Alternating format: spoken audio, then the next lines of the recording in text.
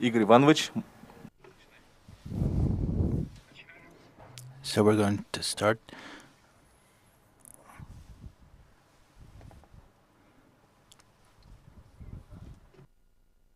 Да-да, начинаем, Игорь Иванович.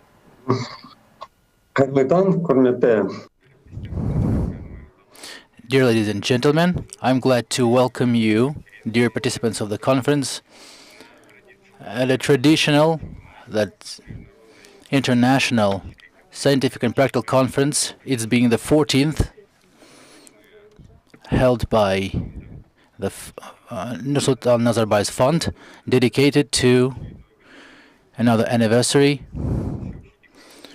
of the Common Human Rights Declaration that is called by the World's Human Rights Protection Day. The conference has been organized by the Nursultan Nazarbayev's Fund, Human Rights Ombudsman in Kazakhstan, and Caspian University. Well, during the period, protection of human rights cannot be achieved without taking into account enhancing integration of the international law, human rights institutions, and domestic law. And we should add that, we should say that from the first day of Kazakhstan's independence as a sovereign state, and even earlier, since the establishment of the president position, so we're celebrating 30th anniversary, we have celebrated it in the spring of this year. So the first statutes, first enactments by the President Nursultan Nazarbayev were aimed at human rights protection regarding the pensions, regarding the protection of war veterans' rights.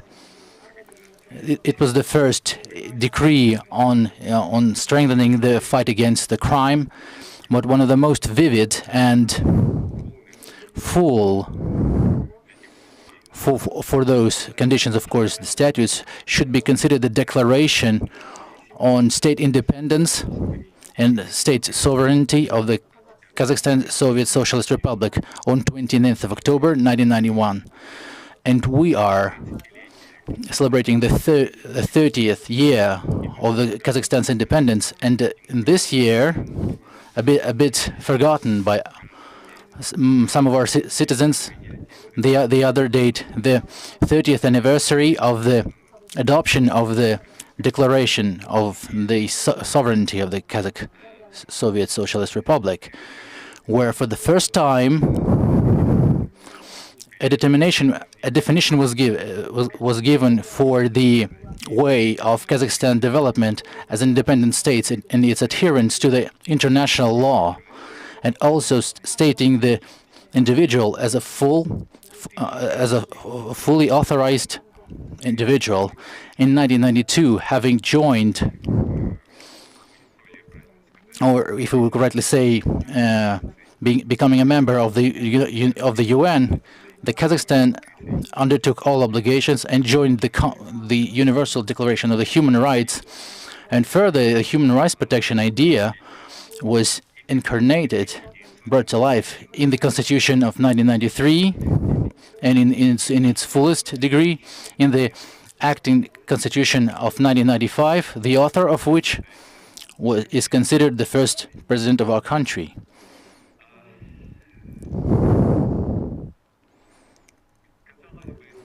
Seemingly, so when we were going to organize this conference, I heard from some of my colleagues that what can be talked about? The human rights, it's clear, they are formulated. They are written in the Universal Declaration of Human Rights in different protocols, minutes to them. What is the novelty, the scientific novelty? And you're using the term scientific and practical. No, the life shows that the meaning of this institution, of the human rights institution, is not changing, and it's very important. It's very important to understand, to realize what's being meant.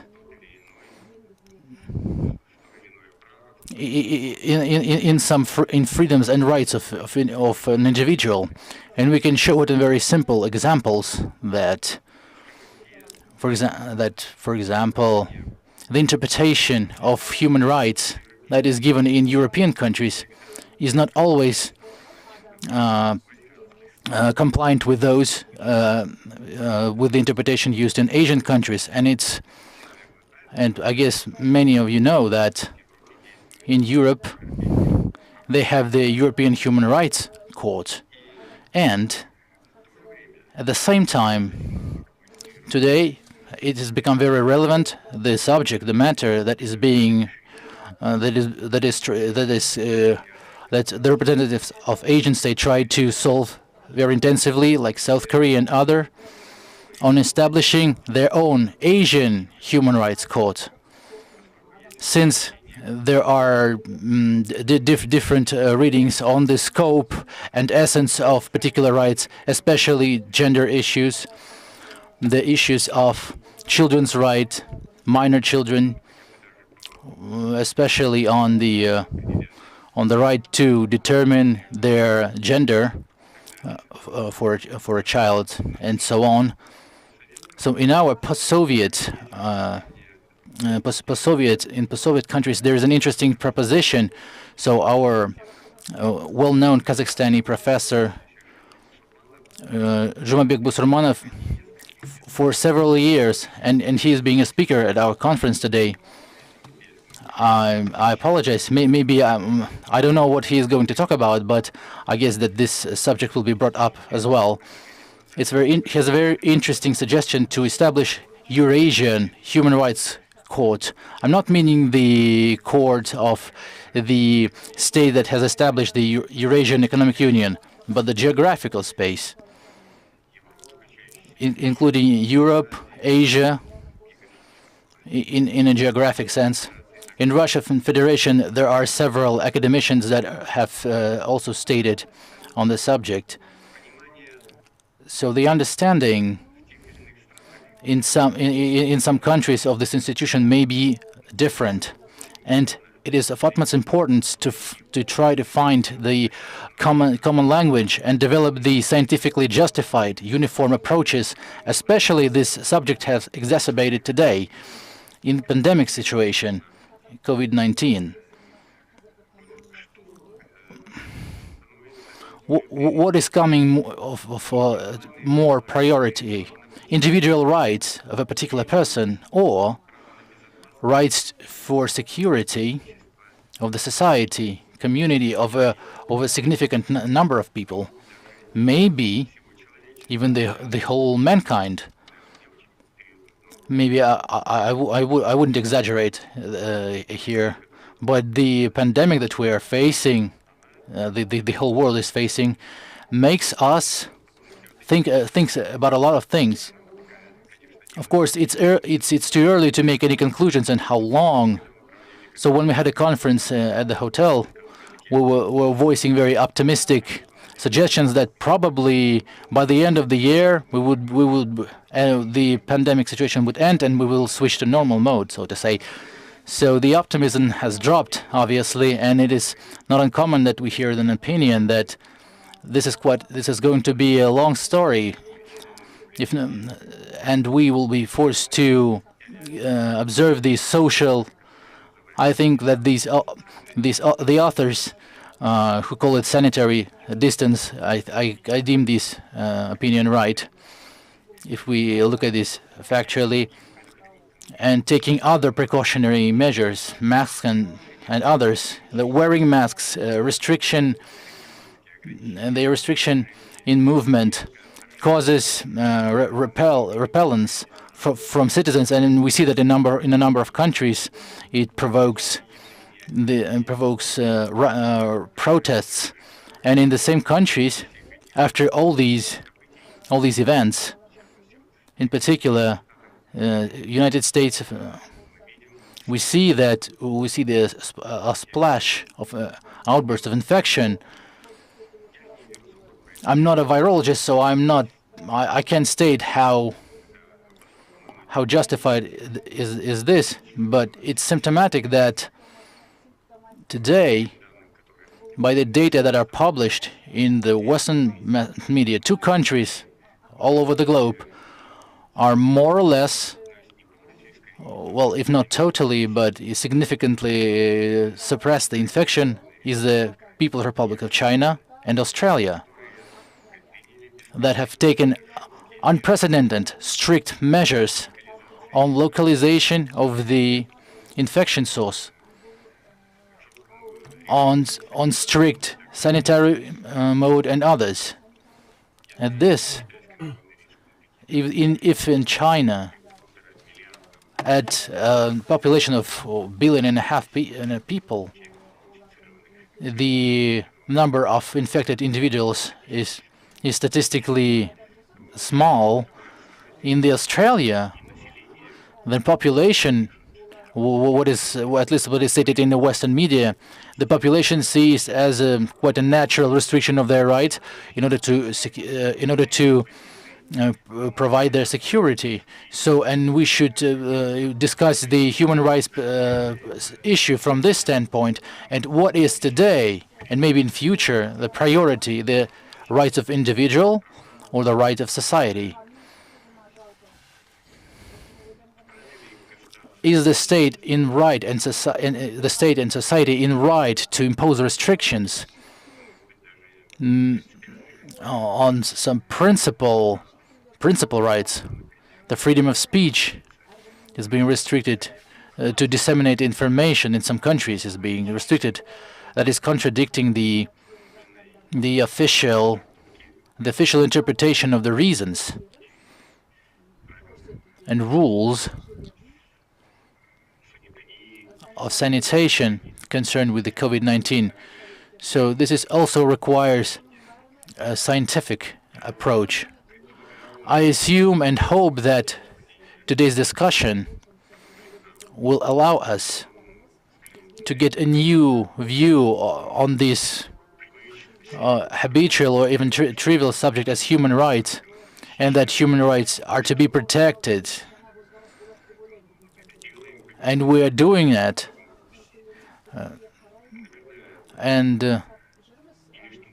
I think it would be useful to discuss in which cases, when and how the state may impose restrictions on the rights, at which conditions. I think it would be interesting to discuss this. And the Nursultan Nazarbayev Fund, I'd like to remind that firstly, we're trying to arrange our work with youth, with the students, with young researchers. And this conference that is not accidental is being held at the Caspian University. It will contribute its input in the understanding of these institutions. I'd like to say a couple of words on the timeline. So within the conference time frame, we will have plenary sessions, presentations from the human rights advocates of NGOs, and section discussions. The participants are setting the goal of discussing both domestic and international experience of human rights protection in conditions of the problem of implementations of international law in the human rights protection field, the provision of the mechanisms for protecting the human rights with participation of Republic of Kazakhstan and others. And we're planning to discuss following issues: standards of UN and the problem of implementation of international law in the field of human rights protection in the national law. And I'd like to repeat once again what I have told, and discussion how correctly we understand, and do we have the uniform understanding of these standards in the different countries, human rights protection in the conditions of social disasters, in the conditions of the pandemic,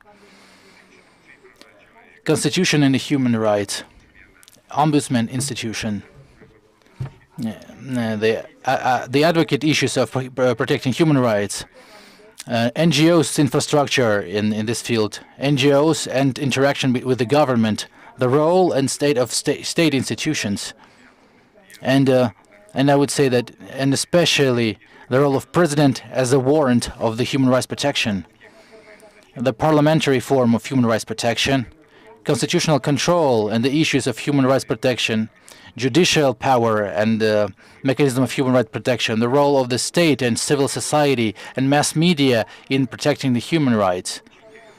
Very interesting issue, I think. It would be very interesting to discuss it. Internet and the human rights protection. Business and human rights protection is quite an essential one. Since the first days of our independence, the state made everything to provide the development and establishment. At least at the beginning of the establishment, the development of our business. And in today's condition, it would be of utmost importance to look at the social direction of the business. And it's not coincidental that we have here the representatives of the structures that are protecting the consumers' rights. And of course, quite a serious issues as the corruption and the system of human rights protection.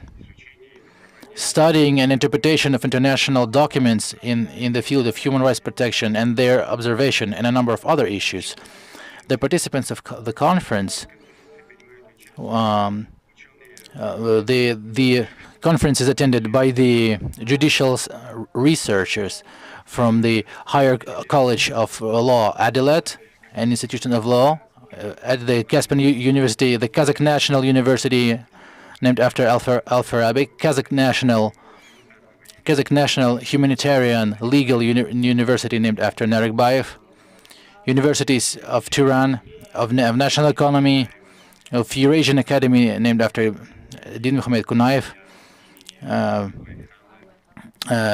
KAS-SUIR, named after Ablay Khan, and also from Russian Federation, is going to be attended by the young students from other universities of the Republic of Kazakhstan. So in total, we think, we assume the participation of more than 80 participants, and we're hoping that the majority of them are the young researchers, young scientists, and political activists.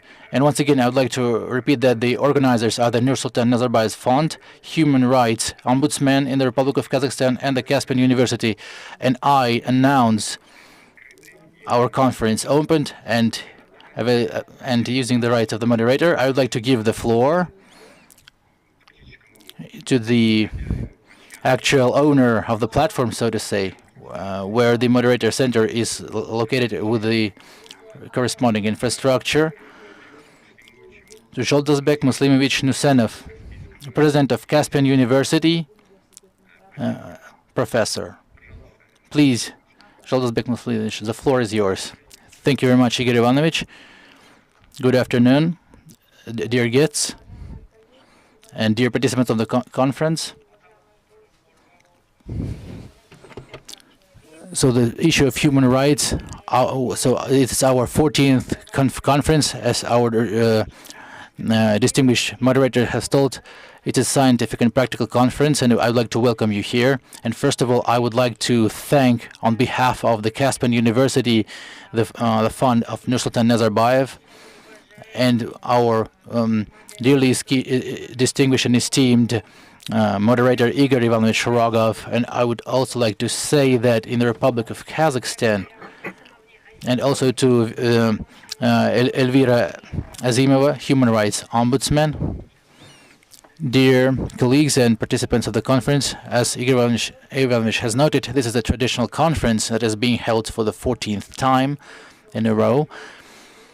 Every year, on 10th of December, the Caspian University holds the Scientific and Practical Conference dedicated to the essential issue, the human rights protection. But today's date is also that 70 years ago, in 1950, the General Assembly of the United Nations has proposed for the progress of humanity to celebrate the Human Rights Day, having connected that to the Universal Human Rights Declaration that has been adopted in 1948. It's quite a unique document. It's the first experience of collective development, of uniform standards in the human rights field, it has been established. It was founded on the whole developments of the humanity present in this field at the point at the time. But for today, we see that that in a that in a We see that the world is undergoing dramatic changes, and every day we watch the news and news feeds, and we see that a lot of people now have to struggle for not for like our customary rights and freedoms, but rather they have to struggle for some basic rights, such as the right to health or the right to life. And we see that the world is becoming less stable and less secure.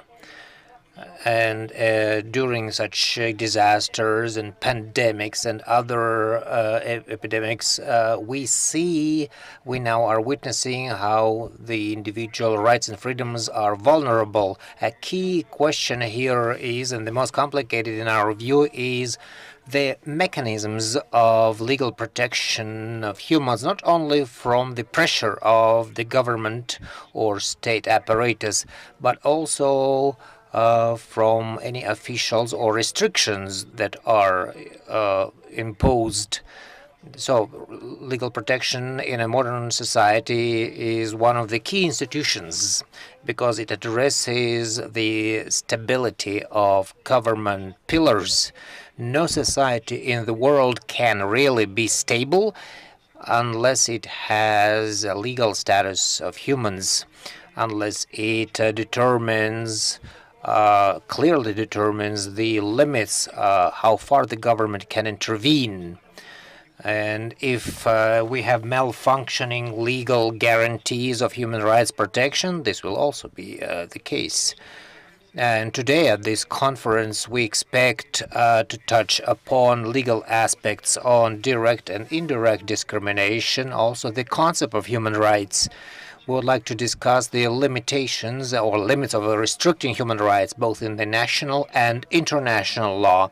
We are happy to see that despite all the problems and challenges, we are continuing to hold scientific events aimed to find the most efficient mechanisms in human rights protection, especially protecting the most vulnerable people, also providing medical services, the right to movement, and we also want to identify the criteria for restricting the rights and freedoms of people in the context of the pandemic. All that requires thorough analysis and development of good recommendations. I would like to wish the conference participants to have a constructive discussion, and I would like to wish every success to our conference. Thank you.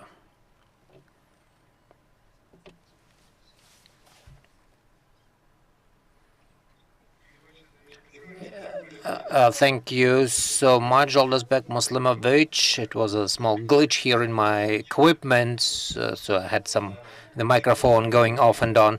Now we are all used to the fact that we have an institution of the Human Rights Commissioner or Ombudsman, and since 2019 this institution is constitutionalized. It is directly mentioned in the Constitution, and it has the proper procedures of appointing and establishing this institution of the Human Rights Commissioner. But only recently we didn't have anything like that, so we had to convince people to have it established. And since our conference is kind of a historic character, it has the 30th anniversary of the Declaration on the Sovereignty and the oncoming 30th anniversary of real independence. I think I should say who actually was one of the initiators of that institution. One of the author or initiators of this institution was Zhumabek Basurmanov that I have mentioned. I've mentioned this person recently. And we have the unfortunately late Baladbay Kadamov, And currently, this institution of human rights commissioners is a well-established and well recognized both inside and by other countries institution or a body headed by a very initiative and skillful lawyer who is well experienced in working in government authorities, and the Minister of Justice Elmira Abelkasimovna Azimova, and she is the co-organizer of this conference. Elvira Abulkasimovna, we are all ears. Thank you, Igor Ivanovich. Dear conference participants, and of course, 2020, with regards to human rights, it shows the efficient use of this institution. It demands the efficient use of this institution. I would like to tell a few words about the declaration. The declaration has been translated into more than 500 languages, world languages. So human rights, as we see, it is a kind of a centuries-long document, so to say. It's a landmark document, so to say, because it's true. And I would dwell on the declaration for many, many hours, but most participants here and our guests here are people who know pretty well. They know the constitutional basics and they know the basics of the legislation and international law, so there is no use talking about that right now. But what should be mentioned is that the declaration is actually it established the it's forewarned this event, and more than 60 legal protection instruments are in that declaration now. They're included there. So talking about the national level, it is important to discuss not only December 10th, this date, but we should discuss how well this mechanism has been implemented into the laws or legislation. As Igor Ivanovich has mentioned, we have some universal process, but no country is deprived of its own way of forming the legal basics or policy making. The point is that it should be based on the inviolable principles and rights, human rights. If we look at the latest a year and a half, it was a dynamic life in our country, and we, starting from the beginning of this transit of power, and this decision was made by the first president of Kazakhstan, and this was kind of a crucial date, and then our current president was elected at the oncoming elections, Kassym-Jomart Tokayev. So this was another event, and then we have this quarantine. So we had a lot of processes more or less related to not only public policy or economic reforms, but first of all, these events affected the core constitutional guarantees that we now have in our current constitution. In this respect, I say it is important when some countries kind of postponed the process of adopting some laws on this topic. In Kazakhstan, this process had never been postponed. It wasn't put off until tomorrow, so to say. So, and this, of course, caused some criticisms and objectives, but most importantly, the core of those decisions had been legalized. So they are all legal decisions. Improvements or, say, scopes of those decisions, I believe this is a living process. It could be always adjusted as long as it aims at constructive improvements. This is my optimistic standpoint, and I am really sure the government policy in this area already suggests that Igor Ivanovich has been right, as well as the rector of the university was also right. And Zholdosbek Muslimovich. So in this case, global challenges have sustained adjustments in temporary terms, so to say. We have this digitalization, which has this effect, tremendous effect now. Now we're talking about artificial intellect. Also, we are talking about government management and governance and changing those governments at some levels. Again, this is all in the nearest future. Legally, it is important for us to have this dialogue, an open one. It must be constructive and anticipated. Any legislative reforms that affect human rights and freedoms should not have some kind of an unexpected character for the majority of the population. So they should be anticipated. The mechanisms that are offered now to be introduced by our parliament and the government with regards to public control or reviewing the public councils, like online petitions, electronic media, expanding the access to the draft laws. And so these are all opportunities that have been mentioned by our president. As he put it, it is a more flexible and optimal legislative process to avoid hampering the actual reforms. Moreover, it is great to see that even like only yesterday, human values and dimensions or indicators of human rights protections have traditionally been always viewed in the humanitarian aspect. So they could not always be proven in certain reforms. They couldn't be. They should be proven by some abstract and social indicators.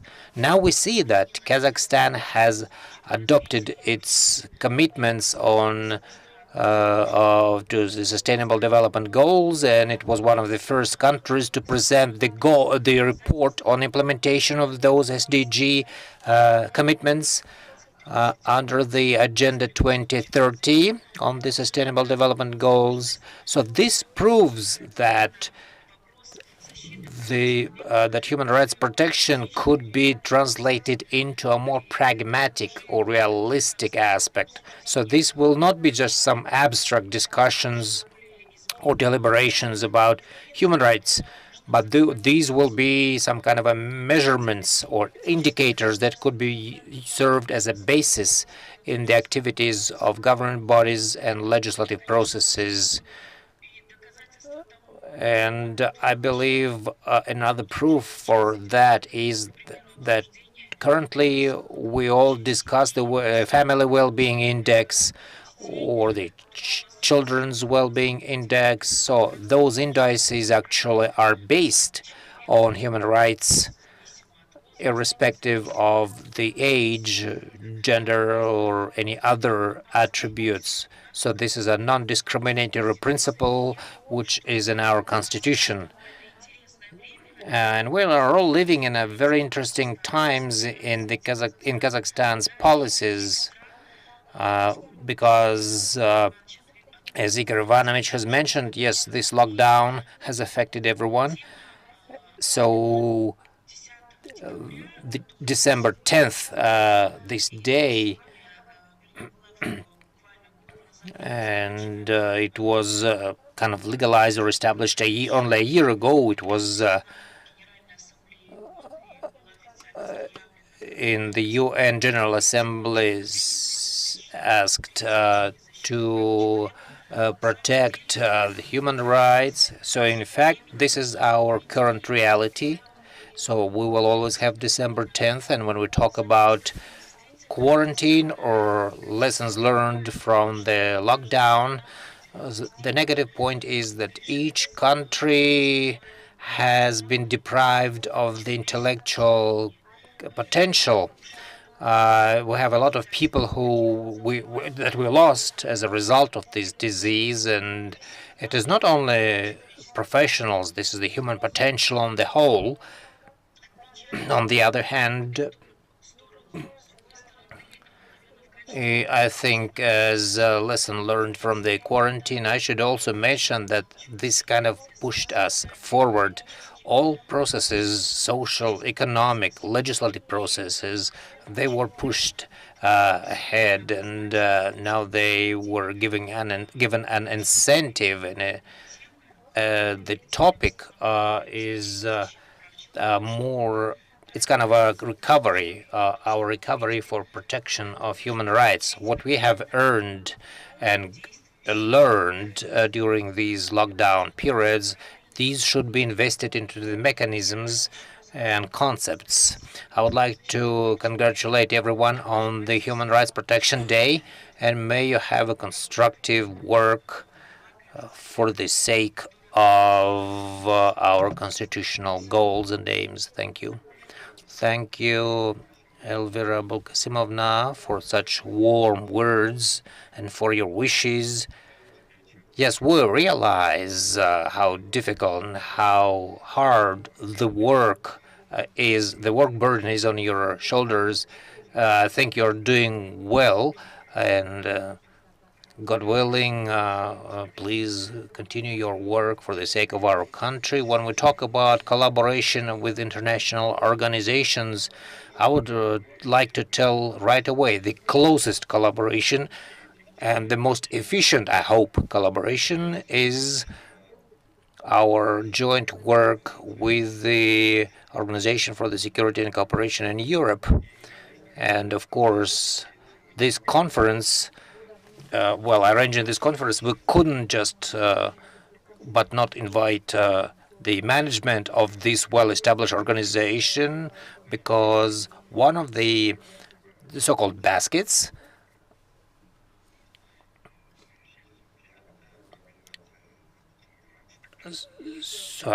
we had this UN meeting. So anyway, that basket is about protecting human rights. And in recent years, we have had very close ties with the head of OSCE office in Nur-Sultan, Mr. Dior Szabo. And it is my pleasure to pass the floor to Dior Szabo. Mr. Ambassador, the floor is yours. Thank you and hello. I would like to welcome everyone and thank you for inviting me. Yes, this is right. This is called Human Dimension. It used to be called the basket, the third basket. And in this basket, we had, and we still have, human rights, but we also have the supremacy of law and the rule of law and the freedom of the speech and the freedom of mass media. This is a strong basket or package. And when we had that meeting, it was a long meeting, of course. And at that time, we had this arms race, and many people do not remember those times anymore. So we wanted to have this disarmament and détente, as we called it. And in my point of view, during those détente times, we had this meeting on the security and cooperation in Europe. And at that time, we already saw that we really needed that basket, third basket, because it is an important component for our security, but just a component. And after the Second World War, if you remember, now, today we are celebrating this date, December 10th, the adoption of that Universal Declaration on Human Rights, which also had lessons learned in that very declaration. One of the reasons of that horrendous war was that the human rights were not duly observed. They were violated by many countries. And the idea was that if within the country it is violated, so those rights could be violated by the countries, or so there will be relationships between the countries which can lead to a war. And again, we will have another war, and so everybody wanted to prevent that situation, and so that's why we're sitting at this table negotiating for years. So they wanted to resolve the situation or prevent that conflict. So they made an agreement, and this is how we had this document in Helsinki, the Helsinki Act, when it was signed in 1975, and sometime later in 1995 the meeting was transformed into the organization. And now I'm sitting here. I have worked in Kazakhstan for almost 5 years, and our office has worked here for more than 20 years. I mean, in Kazakhstan. So why? Because we want all together with you to promote such values and ideas, including human rights. And generally, it seems that in our time, it's becoming well known. It's becoming commonplace in our everyday life, and people are more and more state that they want to see that these rights are in full effect, and that they are respected and observed, and our rights today. Give us our rights today and right now, and we want them to be in full effect.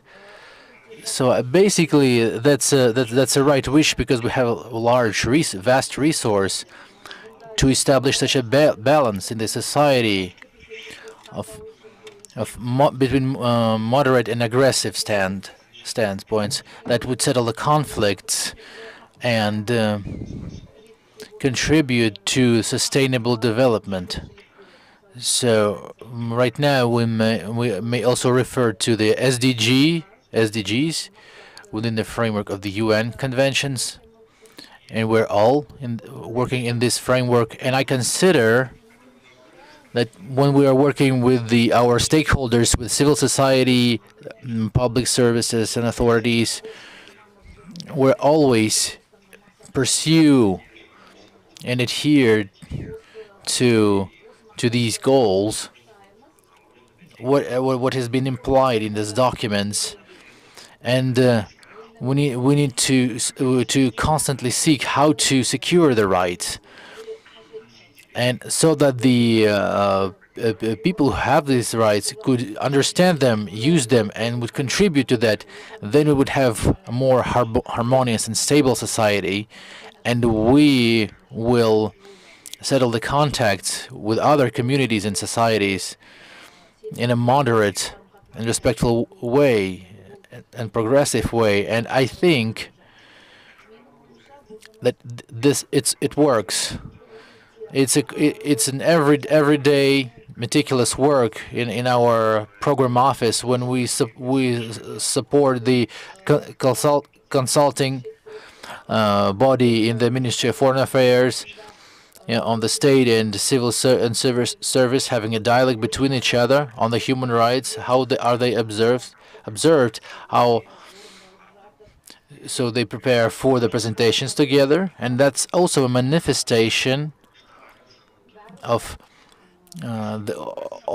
using an observation of human rights. When in this pandemic environment, we have decided that since the domestic violence all over the world was growing, so this issue came to the surface, and it requires additional efforts. So we redirected our resources and started support, and we have tripled our support, the crisis centers and state authorities that were receiving the victims of domestic violence, and try to tackle the situation. And it requires the solidarity of the society.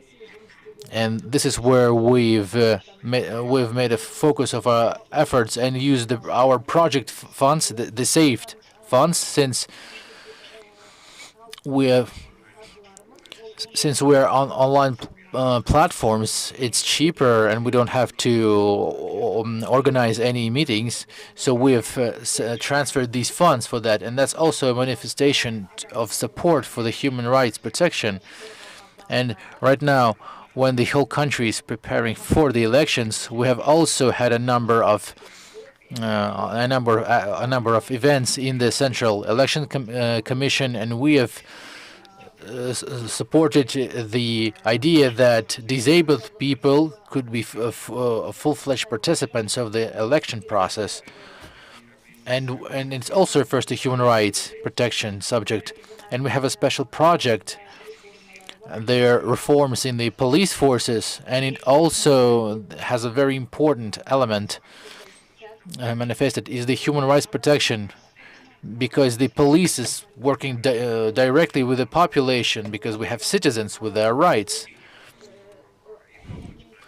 and in their work it's manifested every day. They have to know for themselves. So right now we have the scientific and practical conference, and they, without any conference, have a uninterrupted practice every day.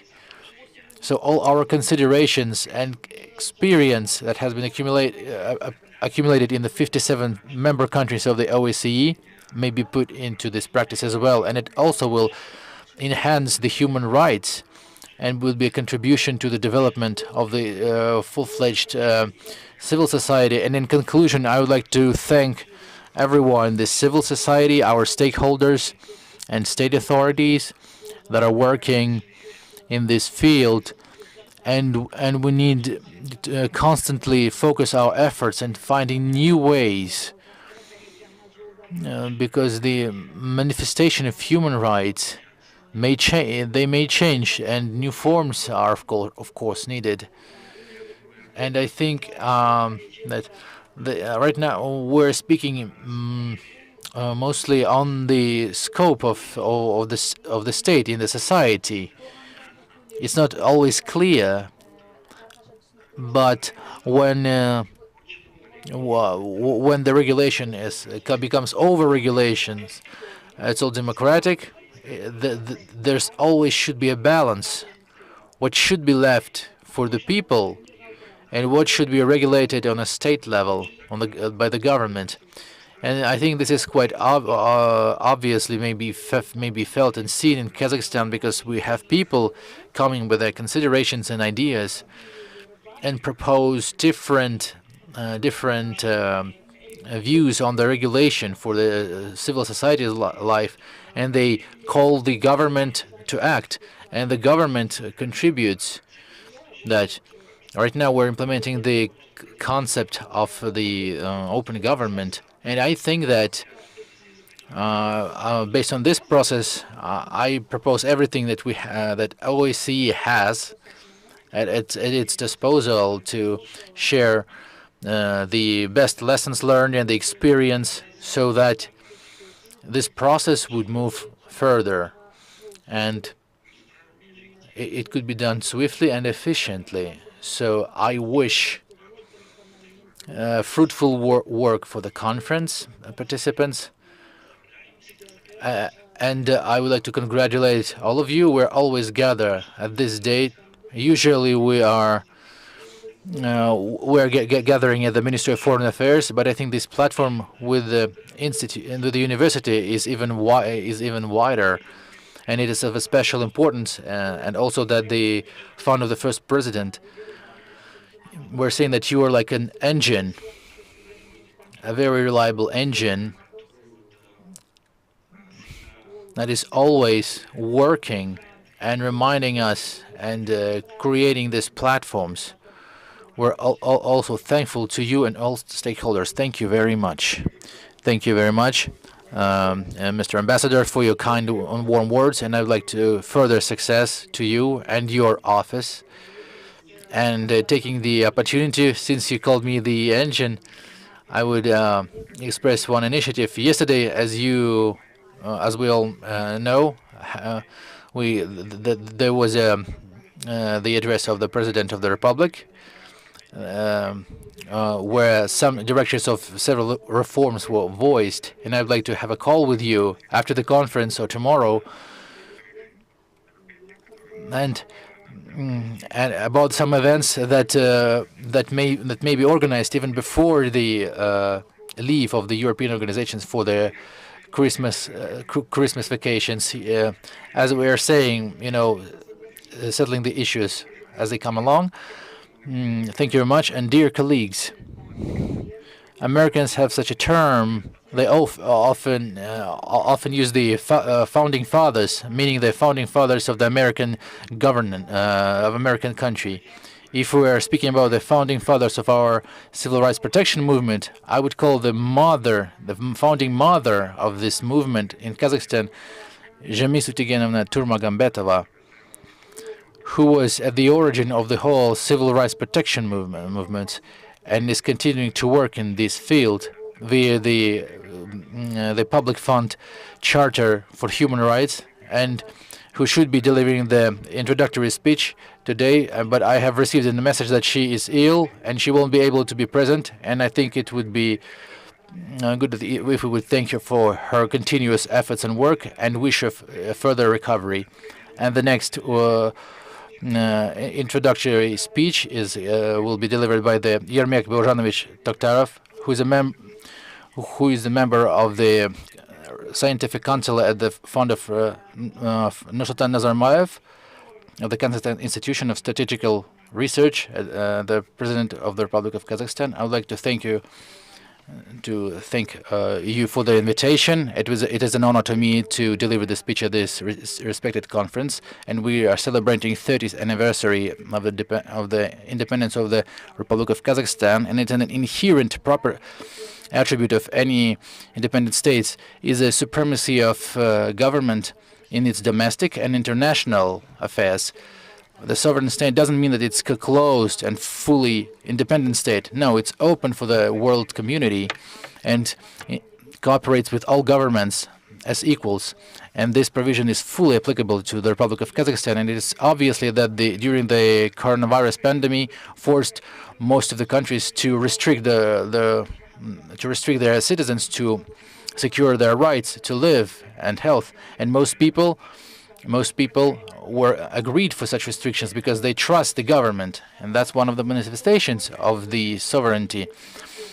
Due to the implementation of temporary restrictions for the common good reflects the care of the government of the security and safety of its citizens, and we have paid a special attention on our tasks and goals and higher ethical values during this pandemic situation. If you remember the medieval scholar Al-Farabi in his paperwork that the goodwill person always seeks for and pursues the goals that are of common good and makes them its aspirations. And the good values and goals always helped our people to overcome hard times, and thanks to the government support and the volunteer activity, we managed to keep our habitual way of life and preserve the health of our people. The great Kazakh philosopher Abay Kunabayev told that in order to reach the goal that you set and honor your duty, a man who should have perseverance, strong will, and a clear conscience. And in his 38th chapter, he says that a man must be good-willed, and not only as inspired by the good-willed actions of others, but also do the same. I think it would be an inspiration for all the students and participants of today's discussion. And thank you very much for your attention. Thank you very much, Yermek Božanovich. I would like to wish great success to you in everything, and especially in research activity. Dear colleagues, before giving the floor and the authority to other moderator, I would like to thank all presenters, all the speakers and organizers for the assistance that they have provided to us, for the attention that they have paid to our conference, and I think they would continue to participate. And I would like to give the floor to the moderator, the Director of Research Institute on Public Law of Caspian University, Doctor of Judicial Sciences, a well-known professor and specialist in, first of all, administrative law, Roman Anatolievich Podoprigora. I would switch my video off because digitalization allows to do several things at once, but I will be present at the conference further on. All the best to you and success to you, Roman Anatolievich. Please undertake the responsibility of moderator, and success to you. Thank you very much, Igor Ivanovich, for such a good start of our conference. And speaking by the words of the Mr. Ambassador, you have ignited the engine, and the car goes on. I'm the head of the newly established Research Institute of the Public Law in the Caspian University, and I'm taking the honors of moderating the plenary session. I wouldn't dwell on for a long time on the importance of the institution of the human rights. It has been told today quite numerously, why do we have the conference at these days? It's quite symbolic for us, and I think that in forthcoming years, the 10th of December would fall on Saturday, and Saturday we won't refuse from organizing the conference at the very same date. And on the subject of COVID influence on the whole processes and human rights, of course, and it's clear and evident on all the speakers in this hall. We're all wearing masks. It's my first experience in my life, and I'm hoping that it's going to be the last one. But despite all these complications and difficulties, we have managed to gather quite a representative list of participants, and I'm grateful to those who took our invitation to participate in our event. That is we expect to be very fruitful. Several things about the several elements about the timeline. We would have 10 minutes so if you could adjust your speech to 2 minutes, 2 minute slot, because by timeline we're unfortunately going way beyond it. So by the request of some participants, since I have told good morning and good afternoon, and we should say good morning because some of our participants, they're from different countries of the world. And if we have here it's afternoon, somebody are just waking up in the good morning. So some of them ask for some changes in the program. So I apologize to those who's going to be a bit shifted in the timeline. We will try to take into account all the requests. And again, the issues and the questions that is going to be asked by all the presentations and speeches, we will move them to the very end. So in order not to have the people who are at the end of the list deprived of the ability to deliver their speech. So that's all the organization moments that I wanted to highlight, and I'd like to start our conference. And I would like to give the floor to Aloa Salamatovna Ibrayeva, a well-known scholar, Doctor of Judicial Sciences, Professor of the Kazakh National University named after Al-Farabi, a person, thanks to her, all children in Kazakhstani schools study the basics of laws and governance. And the subject of her speech is the role of Constitution in securing the rights and freedoms of citizens and improvement of the governance system in the Republic of Kazakhstan. And I would like to ask Sokolskaya Edmina Irina Dmitrievna and Sherbinina Irina Vasilyevna to prepare their speeches. Aloha Salamatovna, good afternoon. This floor is yours.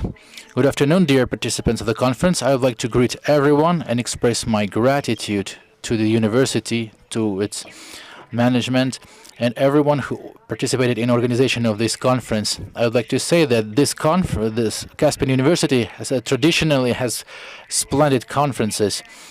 Previously, we have met in an informal environment. We could shake hands, have a cup of tea, but unfortunately, this pandemic crisis deprived us of this ability, but it doesn't deprive us of the main ability to express our opinion. Here, excellent speeches from professors intellectuals and invite young professionals. So I will start from the fact that I'm not the only participant in this conference. We have another 10 doctorate students from different universities, from Al Farabi University and Almaty Academy of Ministry of Internal Affairs.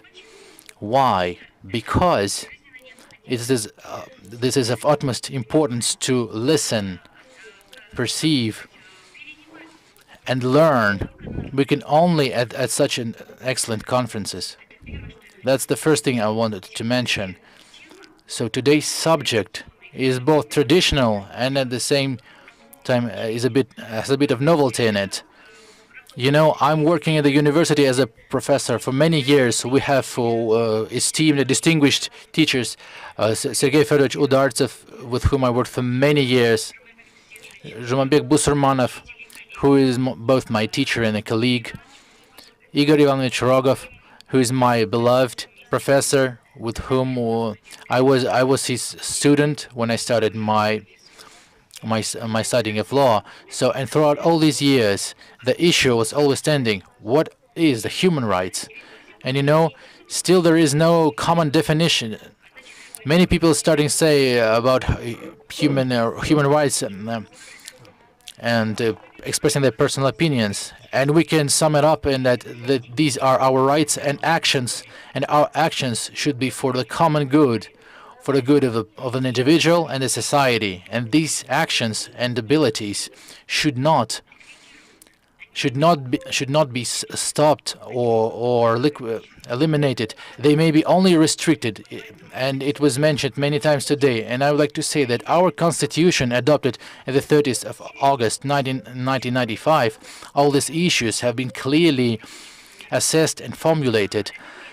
That's the first thing. Secondly, today, when we're speaking about the classification of human rights, there are different approaches, traditional and novel approaches. I think that today, speaking on the human rights, we should mention that an individual lives in a society only via society, via a team of people, we can realize our rights. And it was told that many societies, both Oriental and Western, are repelling the restriction imposed on them due to the pandemic, and this mean inform us about it. But when we talk about human rights, we should be clear. People will be living where similar individuals live. So the right to secure and safe living is the basic norm. This is what I wanted to mention. Article 39 of our Constitution specifies that human rights are restricted only by laws, and these laws must be published. They must be compliant with the Constitution and the international acts, pacts, and agreements and contracts. So the Al Farabi University in November began this anti-corruption expertise or expert evaluation of the regulations and norms. It's about illegal restrictions on human rights, and I'm an expert, and I'm part of that anti-corruption expert evaluation. And we have a pool of experts that has been established. So we are doing this expert evaluation of norms adopted in 2020. All in all, we had 2,000 norms adopted, so about half of them we have already reviewed. And everywhere, one of the main risks is illegal or unlawful restrictions of human rights. And I'm really happy to see that this anti-corruption expert evaluation had been announced by the President Tokayev back in 2019. So it was one of the factors to eliminate corruption risks. So, and the progress is on. We have some valid results, and the first point here is protecting human rights. And I would also like to dwell on the idea of the rights conscience and the legal culture. And Roman was right when he said 2019, 2020, all schools of Kazakhstan's grades 9 through 11th, they have new textbooks. And we have these new textbooks called Basics of Law. So the Minister of Education made a great advance here. All senior students now they use such textbooks, and I'm one of the co-authors of these Basics of Law. And also the grades 10th through 11th. This is an elective course. All in all, this is 102 hours, academic hours, which is actually a sufficient quantity of hours that allows our students to learn the legal culture and have a good conscience. Legal conscience. In this respect, I believe I would like to pose the following question to the academia. We want to prepare some good textbooks for our schools, and for higher schools we have 66 universities of law in Kazakhstan. So maybe we should decrease the number of so many universities and institutions. And the major problem here is a lack of good textbooks written by qualified authors. So this is where we should start teaching about human rights in all universities of Kazakhstan. I would also like to mention that human rights, it's not only about lawyers and human rights activists. It's not about law enforcement. Human rights is the internal feeling of each individual. And here I believe some basic principles of law play an important role. And one of such basic principles is the awareness of law. And you know that if you don't know the law, it does mean you're relieved from this responsibility. You still have to be responsible for your actions. As for the role of law enforcement authorities, I read lectures at the Academy of the Minister of Internal Affairs, and I know that training qualified and skillful officers is difficult work, and their work is very difficult. So that's why the society must have a respectful attitude toward a law enforcement officer or to any government bodies. So it is unacceptable when mass media begin to cover or to send out videos which show the ignorance of people, or so they are highlighting this. They think this is a great achievement when there is a disrespect for law on the side of law enforcement officers. This kind of damages the importance of the country, of the government, and this will ensue great problems. I would like to tell much more, of course, but I believe the ones that I have outlined are the key topics. Thank you, the organizers. Thank you so much, Alwa Salamatovna, especially for the fact that you respect our time limits. We already have changes in our agenda. The next speakers cannot speak now. Eduard Bolatovich Mohamedjadov, a couple of seconds for you to prepare. And meanwhile, because you are the next speaker, and I would like to warn everyone who is watching us or who participate, this event is held in 3 languages in YouTube. It's Russian, Kazakh, and English, so you can select any language that you are comfortable with.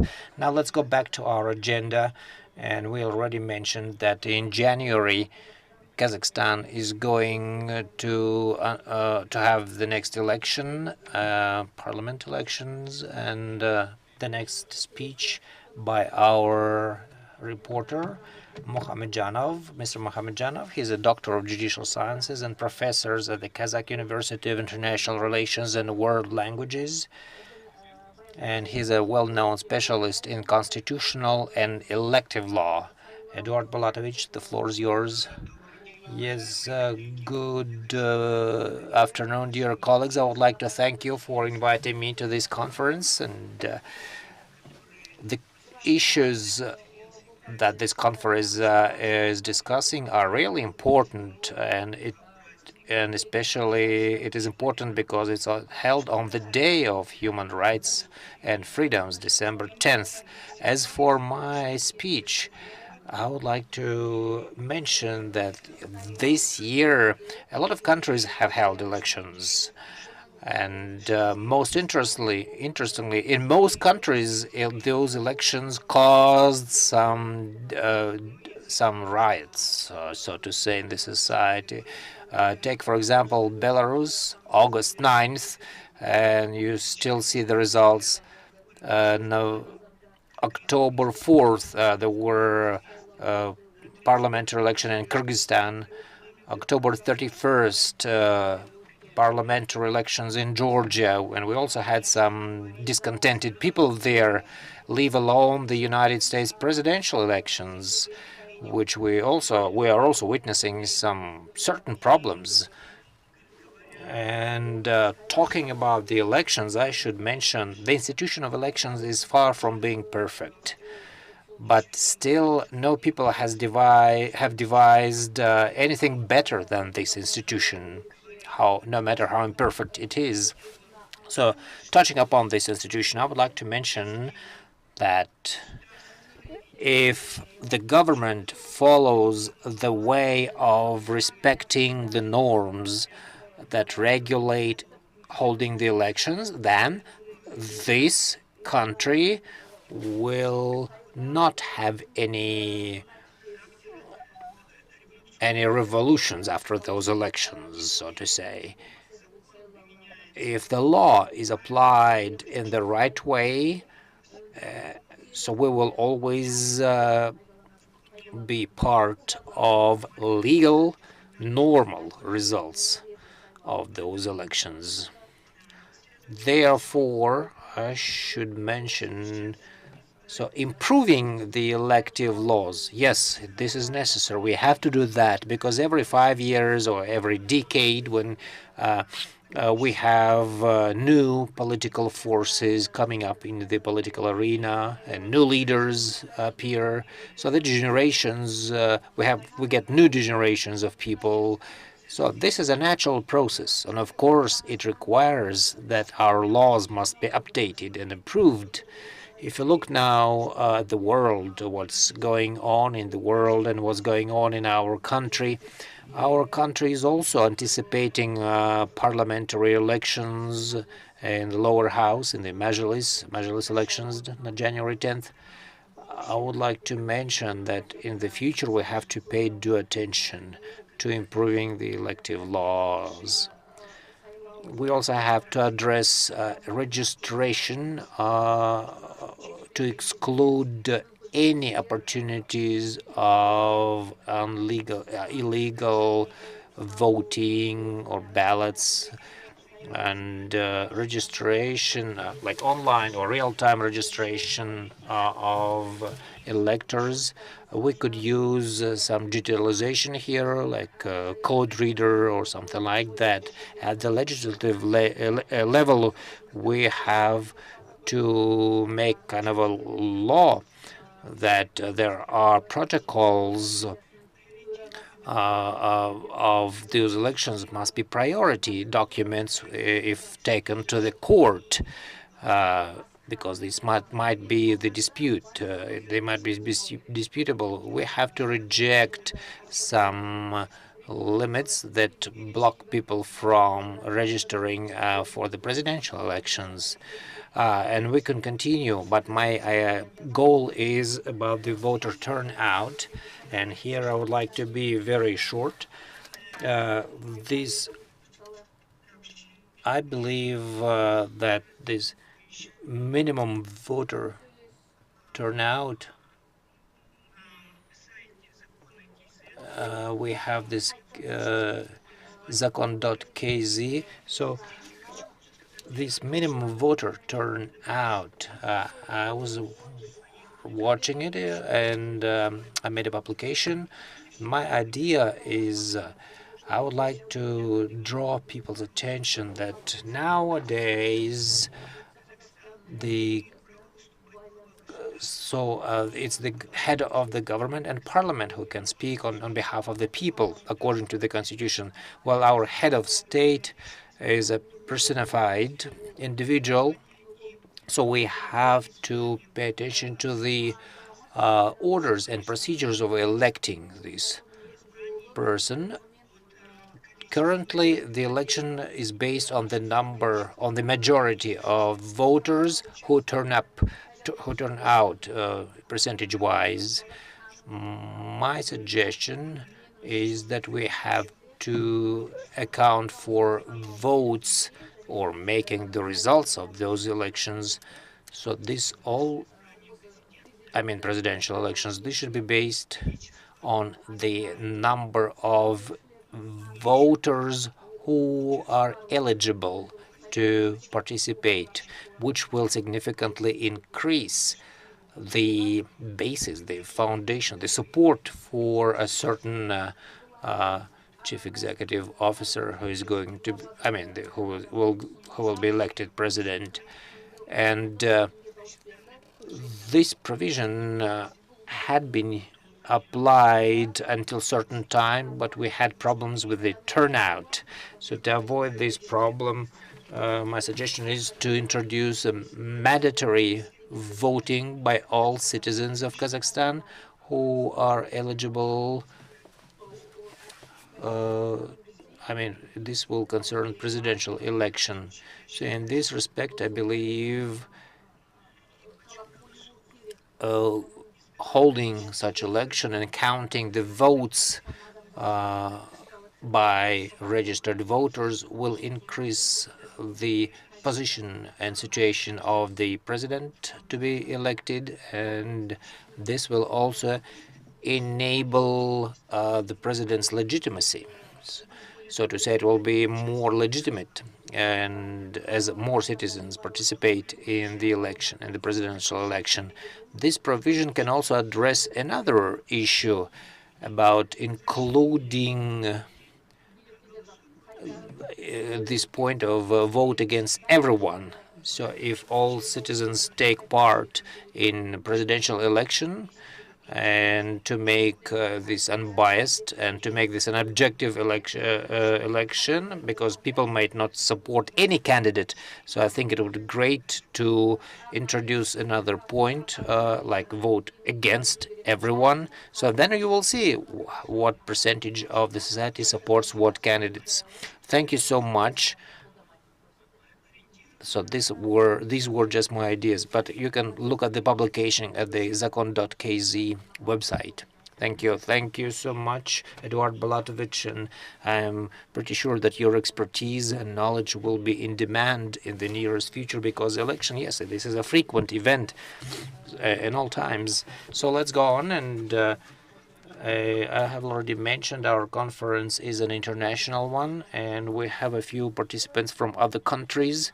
And the next report will be made by Zhana Borisovna Ivanova, associate professor from the Academy of Public Office of the Republic of Komi, Russia. And her topic is very interesting, creative initiative of the pedagogical activities under the constitutional law. Zhana Borisovna, you might have this morning, so good morning to you, and the floor is yours. Good morning. I'm happy to welcome everyone from the Republic of Komi. Yes, it's 10 a.m. here, and we're starting this morning with this conference, and I'm happy about that. And thank you for inviting me and share my pedagogical experience. The topic that I applied for, actually, this is a common topic for everyone. Because creativity or pedagogical creativity plays an important role, especially as we switch to distant technologies and distant learning. Here in Komi, we have offline, so we do go to the audiences, but I know that in some other countries and cities, we teach in the distant format. So again, Here, what matters is the pedagogical creativity. And today, these times, they have new requirements for educators. The significance of pedagogical creativity has always been important because our common constitution, the Soviet constitution, which was adopted in 1977, as well as the RSFSR constitution, Soviet Russia constitution, it fixed the freedom of the creative. The current Russian constitution also guarantees the freedom of creativity and freedom of teaching. This is chapter 2, which is about the human rights and freedoms.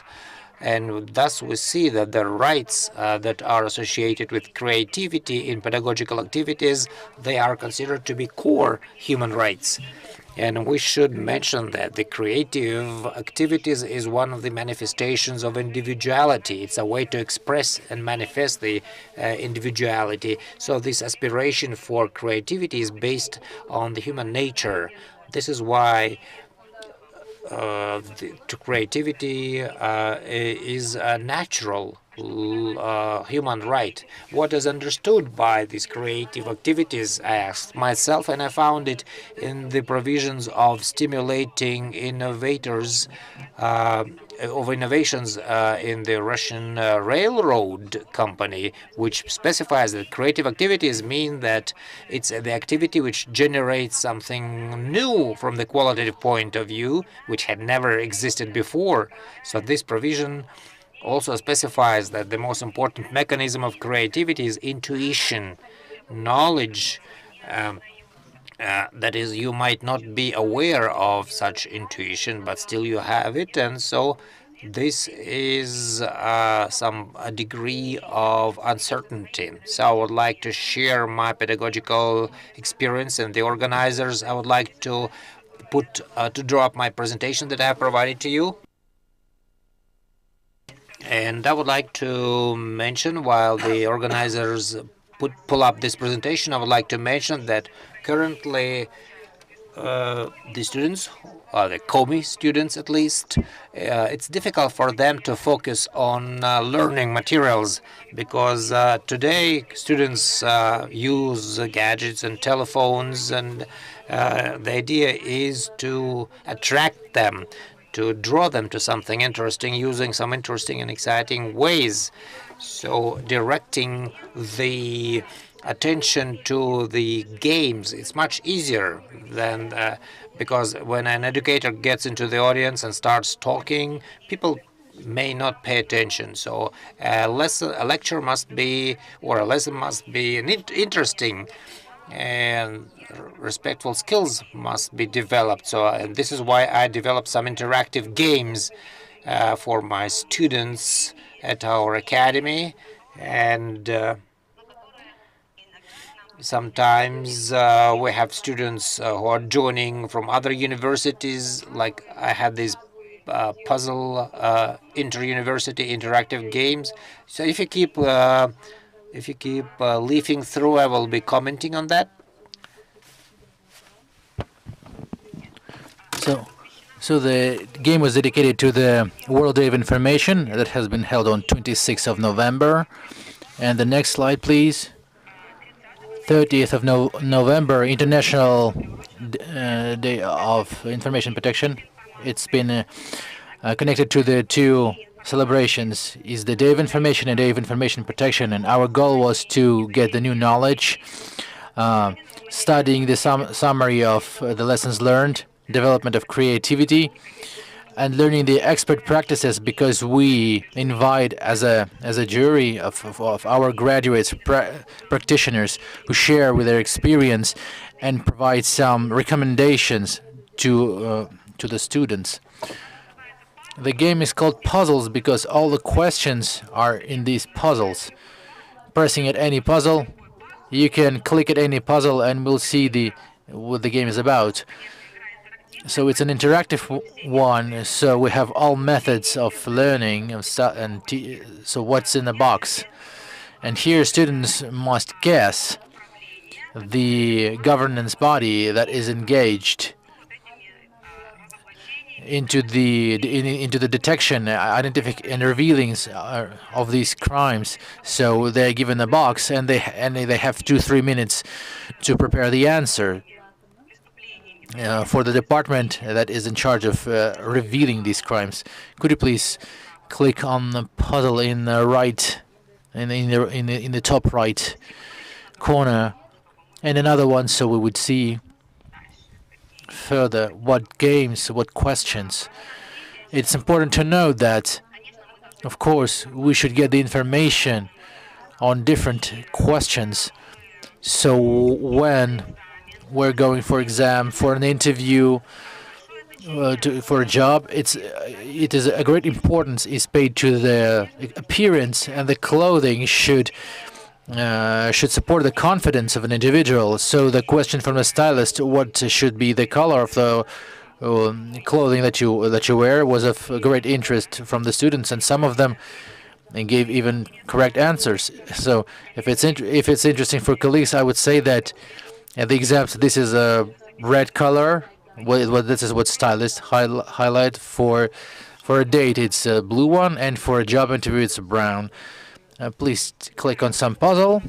Yes, of course, it's a legal game, and we should know what laws regulate the informational relations, legal relations, and one of the question is the knowledge of laws. And the last one, the final one, of course, we live in the world of informational technologies, and the 5 major functions in the education process, and and they are presented in this particular question. And another one, or another one, or is it enough? I guess we'll have a concluding one. So, and in conclusion, summarizing, that's a quite a creative task, is to prepare a sequence on the subject of our lecture, on the information. I would say that this issue gets quite a response from the students. They were very creative in making up this little poem, 5-line poem, and give a very interesting sequence. I'd like to voice the information, powerful and strong, enlightened and enlighten the minds, the views, and those who neglect it are to be shamed.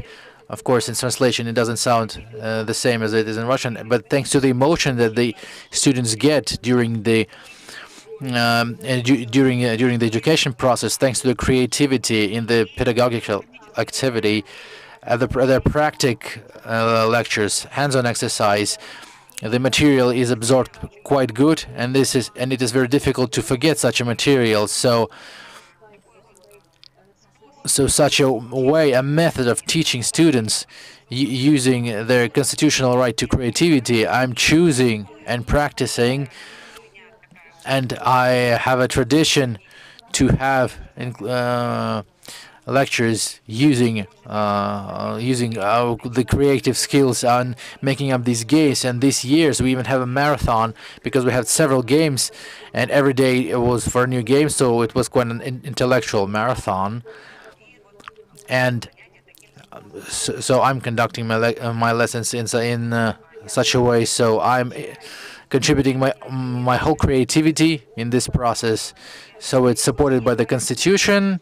I'm creating pedagogical innovations. I share with my findings with my colleagues at the conferences, and I would like to note that the constitutional support helps to transit the activity of a lecturer on another level, and a step-by-step increase of creativity helps to improve the creative and pedagogical activity. So the freedom of teaching right now is the legal tradition without which it is very difficult to develop the creative individual. So in order to have it done, I apply and focus my whole pedagogical creativity These games include also with international cooperation.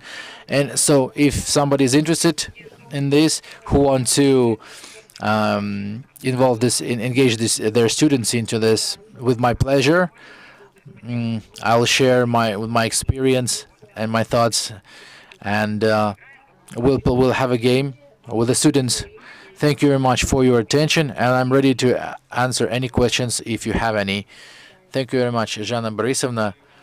I guess we'll have questions, but we'll leave them for the end of our event. Quite an interesting presentation. Yes, it's the time of new approaches. To be honest, I'm a bit confused in the terminology that you have presented. I need to Google it during the coffee break. Very many interesting things. Thank you very much. Who could have thought that the creativity issues and creative approaches and in general we envy you because you're offline and we're online, and I have, and with terror, I have found out this morning that I have lost my skills to prepare my tie. So we will on. I'll give the floor to the to the head of the platform, the deputy of Kazakh Parliament, professor of higher law school Adelaide, and an individual who used new technologies in working with her students, Svetlana Yurievna Romanovskaya. Please, the floor is yours. Good afternoon, dear participants, and I'd like to thank the organizers for the provided opportunity. Yes, Zhana Borisovna speaks about very particular things that she applies, and the knowledge that our students learn, we apply them in life. Since we understand quite clearly that protection of the consumer's rights is the meeting the needs, is the safety of ours, eventually, and realizing that the people that are unaware of their rights cannot protect them, cannot stand for them, are less protected and more vulnerable. And I would like to say what's taking place in the consumer right protection field in Kazakhstan, and how the pandemic had its impact on the ability to stand for their rights, in both in courts and out of courts, and ask a rhetorical question as to a large number of people. So where the belief in a state starts. So many people said that it's an efficient consumer rights protection because it secures the quality and safety of our lives. And in reality, I'd like to draw your attention that during the pandemic, not only the consumer status has deteriorated, but also we had a large surge of an increase on the medications, food products, services in healthcare and education. And I'd like to remind that the 25th article of the Universal Charter of Human Rights, since we're celebrating this anniversary, it says that every individual has a right for a well-being level, including food, living, and social services that is required to maintain his social well-being of him and her and their family. So one of the pillars, whatever country we come, we understand how do we like the servicing, air, water, quality of air and water. So the same vital needs that has to be met, they make us buy some services, products, and etc. So we cannot live without it. What is the quality of them? We're saying that the consumer is the weak chain, the weak link in the chain, because he is limited in budget, and there is an understanding that we cannot be specialist in all fields, a jack of all trades. So being the member state according to the agreements, so we are protected by the law on the protection of the consumers. But if we're saying about the enhancement of the law in practice, the judges try to avoid enhancing it because they say that the civil code is higher in hierarchy than the consumer right protection law. But they forget, as soon as the consumer wants to buy something or is buying something, he gets the status of consumer. So we know that in the civil process presumes the equality of parties, and we're the weak party in this equation, and nobody wants to hear it. And we have large problems with issuing lawsuits because many judges, they ask for 10 applications, even if it's a group of people that may be identified. They have their last names and names and other personal data that identify individual as a person. So that's not a lawsuit from an indefinite circle of consumers. Such a lawsuit is an adoption of something that is contradictory to the legislation that is restricting the rights of consumers. So I'm applying to the international community in formulating more precisely to know how the consumer rights are being protected in other countries. And I'd like to draw your attention that the medicines during the pandemic period, in 8 and 9 months, they have become more expensive in 500 times. And speaking of food products, it's almost 200, 300 times. I mean percentages, of course, 2 or 3 times more expensive. So we have many applications from many people, and we have helped them to restore 300 to recover 349 million tenge. So it's a huge amount of money. A lot of complaints on the e-commerce, transport, medical services, financial services, and the trade services takes the fifth line in this list. And I'd like to draw your attention, why do we have poor capabilities to stand for the rights of consumers? Because there is no policy in this regard that would be understood by all stakeholders, starting with the regular citizen and the public servicemen and officials and the government institutions. So there is no policy because the state body is represented by 18 professionals, and it's quite common when we apply to state service. So in last 6 months we've had 120 applications and received 0 answers. That would presume that some steps were taken. So everyone was referring that it's pandemic situation. They have no opportunity to check or one company or the other. A lot of violations, as I have mentioned, because there is no efficient protection of consumer rights protection in courts. So we can't have the expertise to prove that the equipment is out of order. We simply do not have any independent organizations. There are service centers that are always interpreted to their benefit. And the state expertise in the equipment, we have no specialist or opportunity to apply for a regular citizen. So when we go to the court, it's very difficult to protect your rights. And judges often, based on the point 1 of Article 48, Note 8, that the consumer isn't right before issuing a lawsuit to apply to either an entrepreneur or to an arbitrage court or a mediator. They interpret it. They completely refuse to consider the lawsuit. And of course we propose because for us it is very important. So we would have consumer rights protection ombudsman that would be appointed by the president and would be directly subordinate to him. And the 41st article of the Consumer Right Protection Law, it stipulates the activity of public counsel on the consumer right protection. It has been established, but it doesn't work. And the Society of Consumer Right Protections, they have a right by the agreement. They have no right to participate in taking one decision or the other. And I'd like to draw your attention that my vision.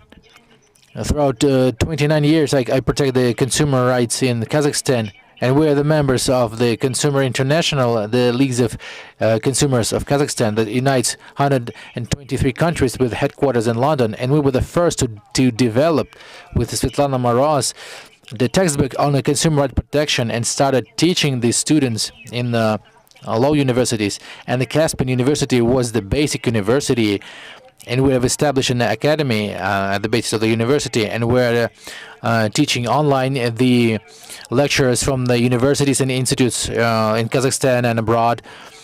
So it has been adopted in 28 countries of the world. And why it's of benefit for the higher educational facilities.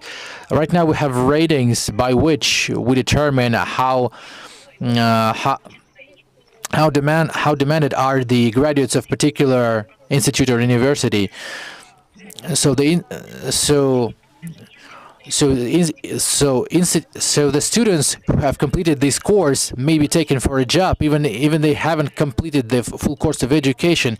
So the public lawyer doesn't have to have the formal legal education. We have consultants who work with the students. The practice of enhancing the law, I mean, in territory of Kazakhstan and in general all over the world, we are paying attention that the fundamental rights of consumers are fixed in all the countries and they are universal. So I think for the higher education facilities, it is of utmost importance that because the students has an opportunity, because the civil process, they have an ability to practice, opportunity to practice. And as I have previously mentioned, it may be applied in life because you may never come across the criminal code or administrative code, but the consumer right protection is an everyday right that are unfortunately violated during the pandemic situation. And I'd like to say once again that we have even more complaints every day, ever growing numbers. So because people understand that they have a shortage of funds, they've started to count their money, and they want that the budget would be used in the most efficient manner. And with the help of this education, consumer right protection education, we can assist them. But I would like to once again to draw attention that the quality of the environment depends on every one of us, and so it is very important to instill the active law standpoint in every student. So when we have such a student or a regular citizen makes a conscious choice, it is his or her responsibility. And even if we make such a choice unconsciously, we're still responsible for that. So better have be conscious and paying attention to not only to what you are purchasing, but also the quality of life around you. Because many people think that the consumer right protection is simply buy and sell activity, but it also covers the healthcare, education, medicine, everywhere where we are paying money, we have rights for safety and quality service, job, and products. So I would like to wish the conference a huge success because it has started very interesting. It has very interesting start, and I wish everyone everyone attendee succeeding supreme quality of life. Thank you, Svetlana Yurovna. Yes, I can hardly argue with you. Those questions will always remain important for us. Some people talk about the dictatorship of consumers, but judging by your speech, it's too early for us to do that. We have to address some traditional, more conventional issues. The next speaker is Tatiana Zinovich, director of the Center for Public Law Research. It's a center which carries out a lot of research. It's one of the think tanks in Kazakhstan. And her topic is still unusually sounding topic. It's unusual for Kazakhstan, but I believe it is going to be to fall into a tradition. It's business and human rights, a review of the situation in Kazakhstan. And the next speaker would be Sergei Udartsov. Good afternoon, colleagues. And I would like to thank the organizers for inviting me. I have suggested a few topics to select from. The organizers selected this topic, business and human rights. And I would like to mention that for Kazakhstan, yes, this is a novel topic, but for the world community, it is not new anymore. They have transited from business and human rights to the responsible business, or even more. In foreign countries, they talk not only about responsibility in business, but also about sustainable development of business. What matters here is back in 2011, we had the Ruggie principles it's on promoting human rights in business. This is a United Nations document, and it served as a basis to build the principles of the Organization for Economic Development, Cooperation and Development, which was also established in Prague. And we have a lot of areas, and the previous speakers mentioned, also partially mentioned the business and human rights, but I would like to view at from the angle of how this topic is promoted in Kazakhstan. Because when we discuss how business and human rights are regulated in the world, there are three main actors to the process. It's the government, it's the business per se, and the community or society. I mean, civil society organizations, non-for-profit organizations, which also promote human rights under entrepreneurial activities. The government, the countries now have realized that it's not only they who carry the responsibility for observing human rights. It is obvious that business is a huge part of the community, and it should share the responsibility for what it does and how it affects human rights. When we look at how our government promotes human rights in the business environment, we understand that on the one hand, the government tries to regulate certain areas, specific areas in business, but overall, it still fails to understand the degree to which it affects the business. It should serve as a generator, Businesses, in turn, do not realize their effect on human rights either. Back in 2012 and 2013, we held some initial events on business and human rights, and we invited business communities. They were kind of surprised. They said, "We don't understand what we are doing at your conference, because we thought business and human rights is the business rights. It's how to protect business rights." For them, it was unique. They said when they were told that you have certain responsibilities and commitments, including human rights protection. What we see now throughout the world, the governments try to make businesses feel comfortable in protecting human rights. Or recover the damages that they might have inflicted. So the government provides such conditions by some preferences, be it tax holidays or some privileges in other norms that mandate business to comply with human rights. An example of consumers' rights, it was one of the best examples when the government obliges businesses to to comply with human rights. A lot of national action plans were adopted in businesses. Another example is the United Kingdom, the Netherlands, Denmark. These were one of the first countries which adopted their national plans, which outlined the role of the government. Business rights were outlined, what measures should be taken by businesses, and how it can promote the civil society.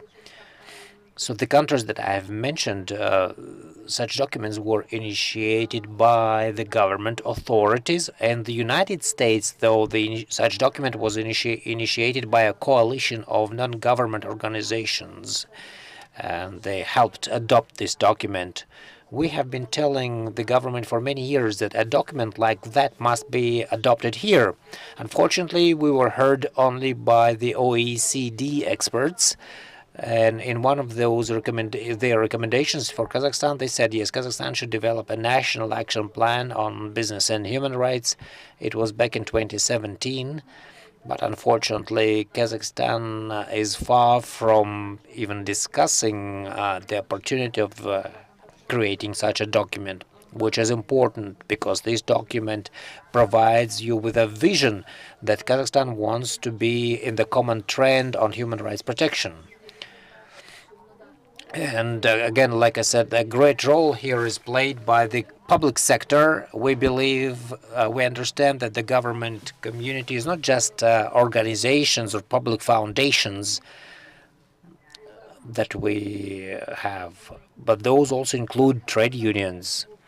At the same time, we know that the latest law on trade unions was very much contradictory. It caused a lot of criticism by independent trade union leaders and other parties. We also know that the Kazakhstan's Federation of Trade Unions has been excluded from the International Federation of. It's like, for you to understand better, it's like Kazakhstan being excluded from the United Nations organizations. So this is what the International Confederation of Trade Unions. It is very influential. So in 2018, the Congress of the International Trade Unions Federation, they made the decision to deprive or to suspend the membership of the National Confederation of Kazakhstan due to the reason was that they totally lost their independence. That is the Confederation of Trade Unions of Kazakhstan. So when we are looking at that, a lot of big share is taken by labor rights. So if it's business and human rights, so it's protecting labor rights, it's employees' rights, and things like that.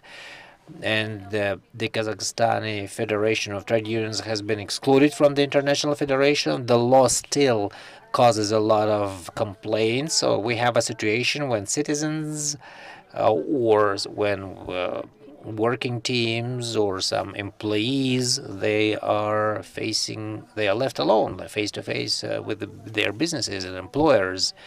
We see that there are a lot of mediative procedures of settlement of some labor-related conflicts. But again, we don't know how often these are employed. These instruments are employed. There are no stats. There is no aggregate data, so we don't know even how such mediative procedures are employed to resolve some disputes. We see a lot of suits, and the world community believes that it's the court level, which should be kind of last resort. Within the government, it's the government and business, which should promote the non-judicial mechanisms of settling any disputes. In Kazakhstan, we also had this establishment of the institution of commissioners in different areas of major business and quasi-government businesses. But again, as you understand, this problem will not resolve the situation which may appear in small and medium business.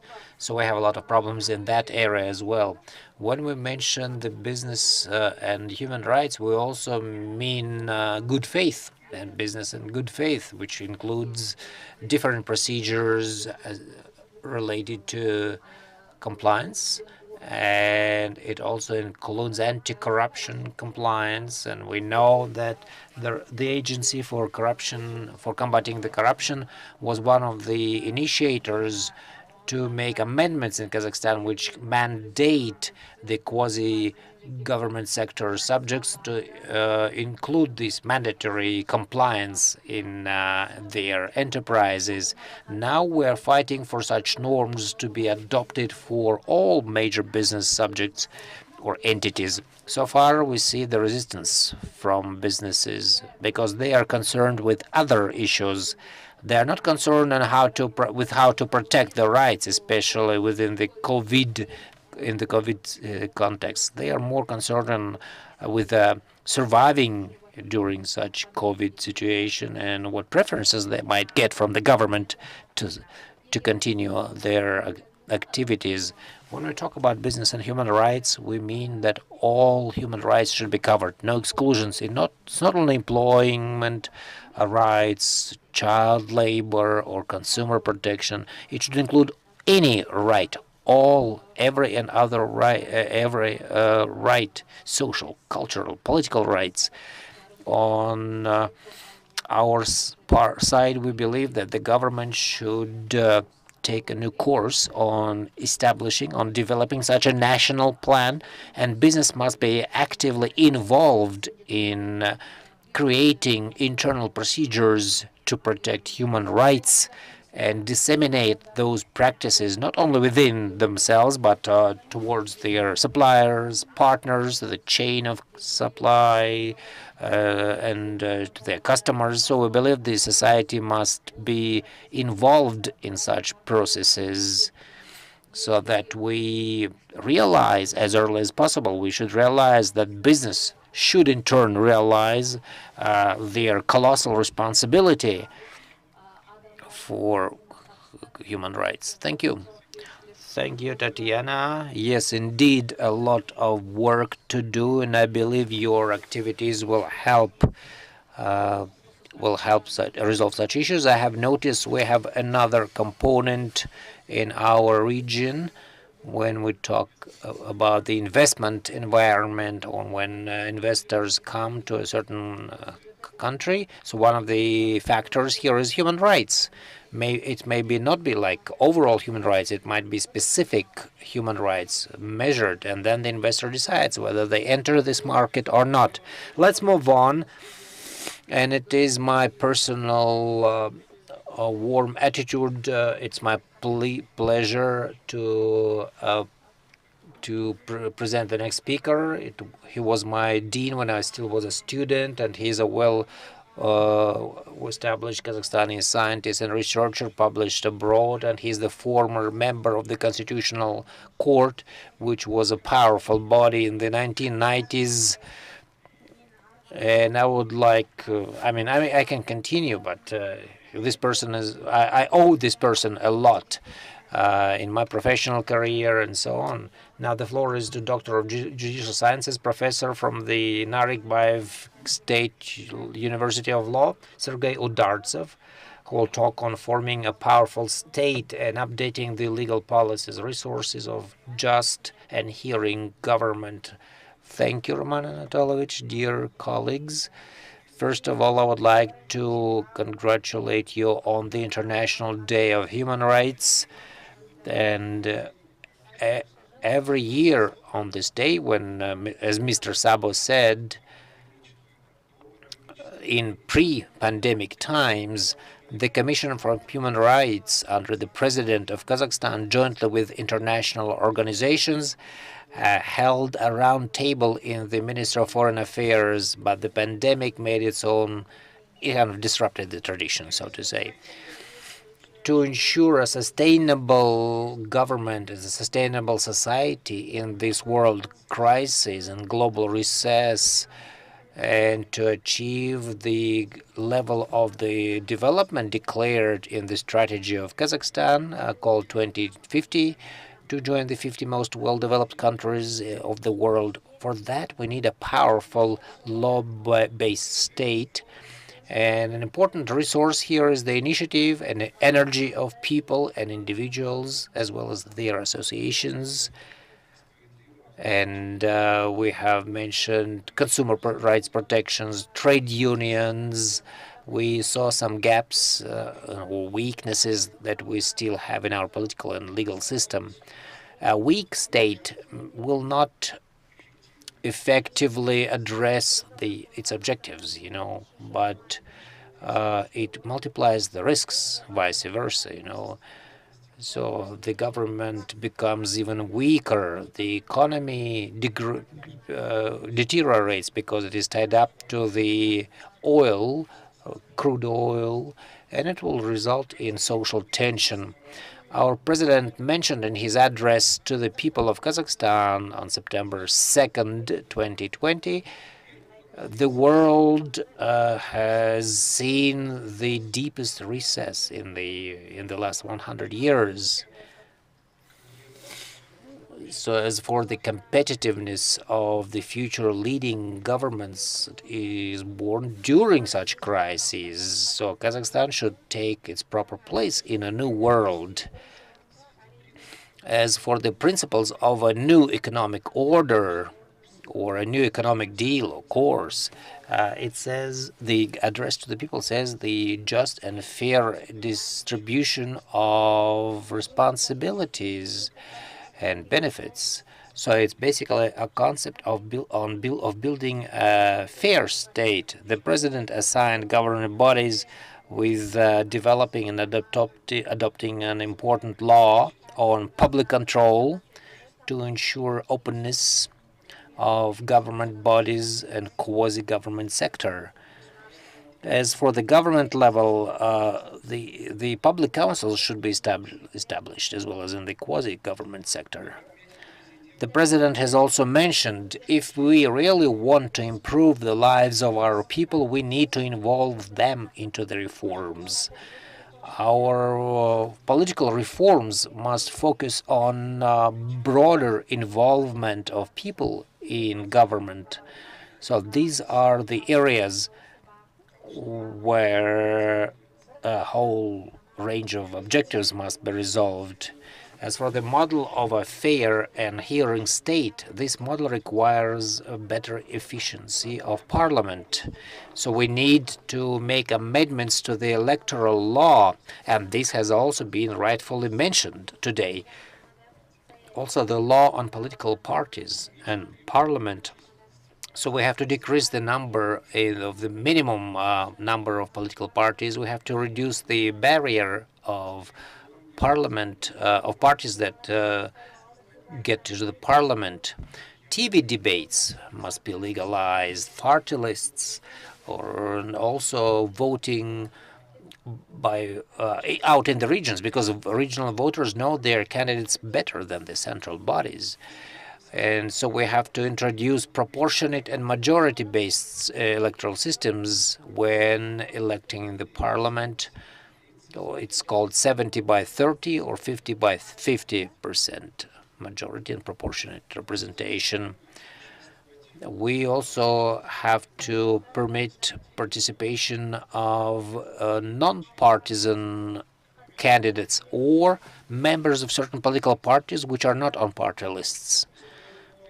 With this new technical revolution and the introduction of artificial intellect algorithms, so the government apparatus must be adapted to these new challenges, and an important role will be played here also for the national budget, because the budget is formed by people's money. So in the next decade, we will have a gradual replacement of some levels or links. I mean, some officials will be replaced with artificial intellect, as well as meetings by working groups, public hearings, or discussion by government.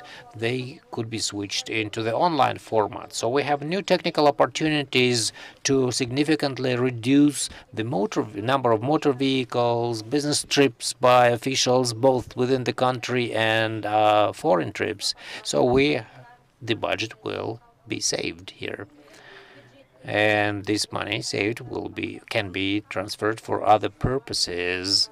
Now, this is about the quasi-government sector as well, and the president always pays attention to that. To implement Article 7 of our Constitution, apart from gaining the capacities of developing the national language or the state language to be used in self-government bodies. So Kazakh and Russian languages should be equally represented, and we have to provide conditions for studying the languages of the different peoples and nations of Kazakhstan. So for that, we need to expand modern or current information technologies, including portable or personal translators to dozens of languages.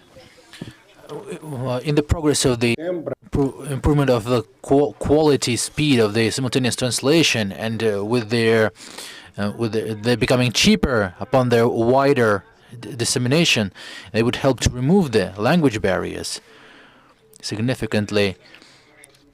And it is also important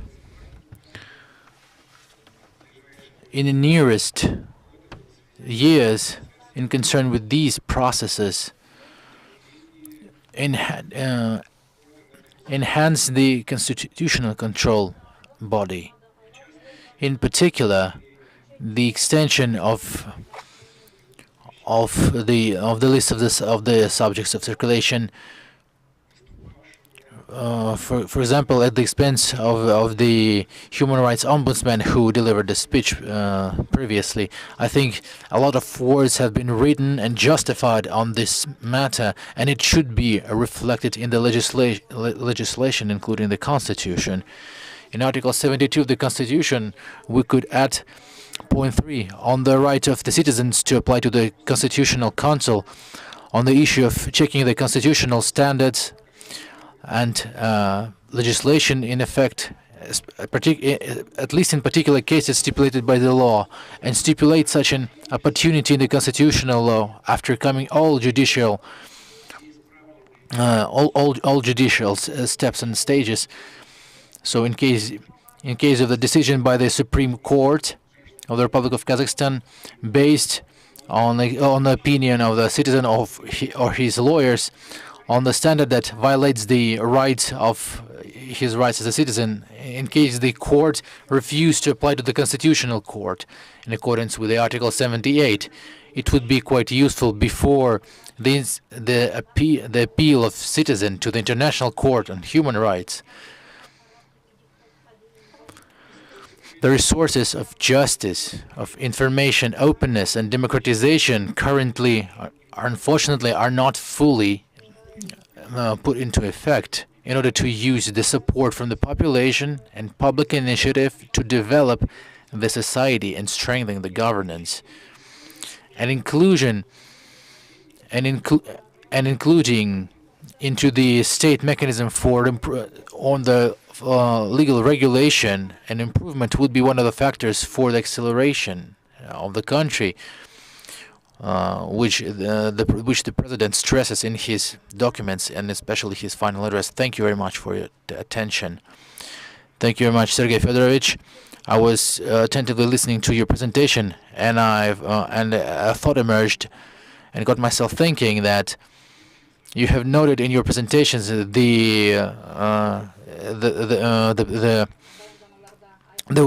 weak links that were voiced in other presentations. I have my consideration regarding the term, the enhancement of the strong state. I understand what you're meaning, but it's very important to write implications. I understand that we do not mean the police state as a strong state. We need to have a strong rule of law, and I think, yes, that thing that you are engaged into with a point of view of disseminating this idea, it would be of much importance and usefulness. And not just that, I know that you are seriously engaged into the application of information technologies. So I would like to thank you very much, and I'm hoping that we're going to have wide opportunities for discussion and conversation. And we're coming to the next speech. I don't know how to present you, Zhumabek Duseshevich, because you were announced as the author of the unique concept of the human rights, well-known lawyer, former member of the Constitutional Council, the professor of a number of Kazakhstani universities, and for today the professor of Caspian University and the doctor of judicial sciences. Human rights in Eurasian contexts, institutions and mechanisms of procurement. And the next speaker is Januzakova Leila Telmanovna. Arman Anatolovich, thank you very much for the floor that you have given to me. And an advertisement made by the previous moderator, and I have to deserve your trust. So for me, I wanted to quote Shakespeare, to take words Shakespeare's role, speaking on many things in very little words. So being concise and laconic, because it increases the weight of these words. And in this respect, so many problems have been touched upon here, and I agree with the issues, relevant issues that were reported by esteemed speakers. I want to say the following.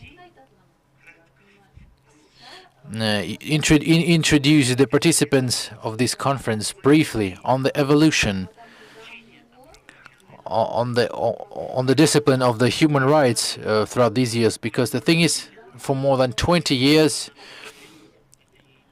I was infected with this idea of human rights starting in 1994 when the head of the state appointed me as the secretary of the Commission on Human Rights and the first deputy of commission head, and the commission on. So I had to touch these issues both practically and theory-wise, and I had to familiarize myself with international human rights protection experience. So in these years, there were advocates and people who criticized. So I've went through all these things, and I know what it is and how it is, how it really happened. I want to bring one date for everyone to remember. In 2015, participating in the scientific international conference organized, initiated by the members of European Parliament. The name of the conference was very interesting. And when I was given the floor, I couldn't hold myself, and I was forced to acknowledge that such a conference with a name European and Asian methods of protection of human rights, first time in 25 years.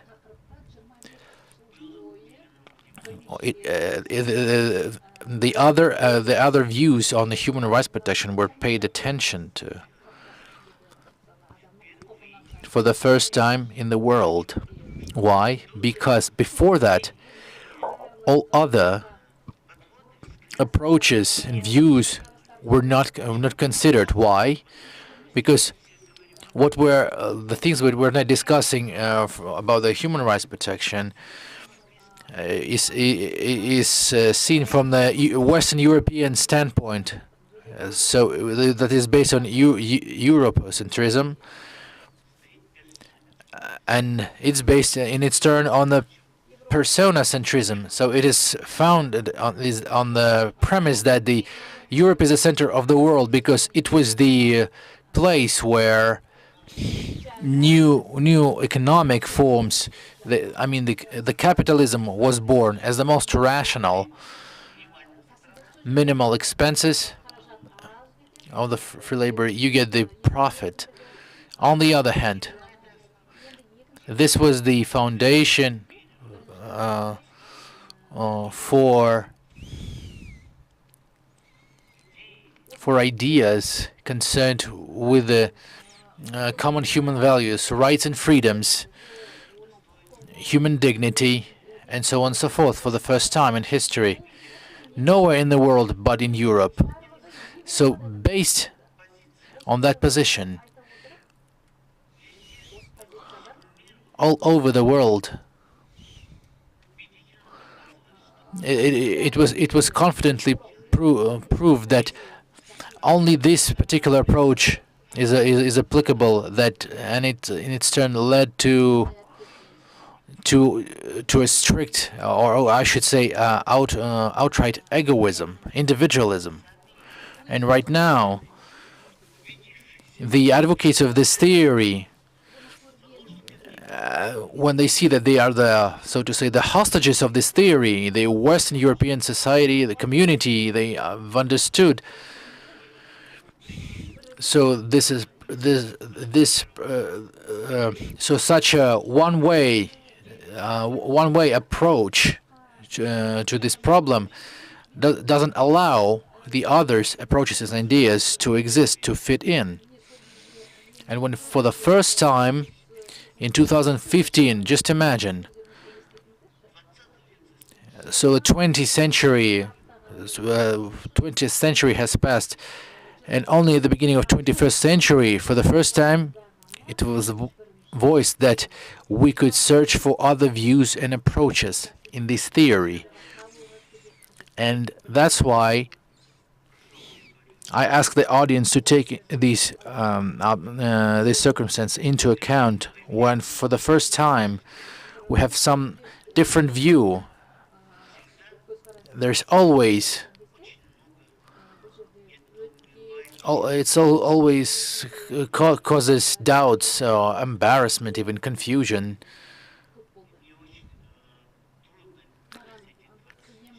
And it was 20 hard years for me, but now, delivering my speeches at different conferences, symposiums, and forums, seminars, practical and scientific, in different audiences, politicians, researchers, so the legal advocates, but along with that, the other views, the different opinions started to gain attention from the world community of policymakers, from the scientists.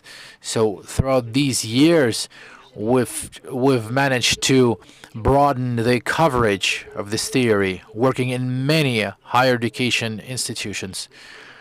I've established my own, I may say my own scientific approach, my own school, teaching them master's students not only in Kazakhstan but in Russia as well. Being an invited professor in Russia, I have established a center on Eurasian concept of human rights, and we have doctorate students who have wrote their papers, scientific papers. We have it in Kazakhstan, in Gumilov's University in Astana, in Nazarbayev's University in Almaty here, and trying to find the advocates of this approach. And I see that we have a lot of them, starting with the Academy of Scientists of the Russian Federation,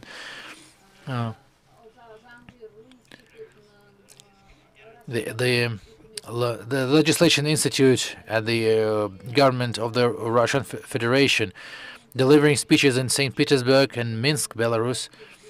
I found that many scholars who are interested in studying the other view. So please do not be afraid to look at familiar things differently. There's so much to find.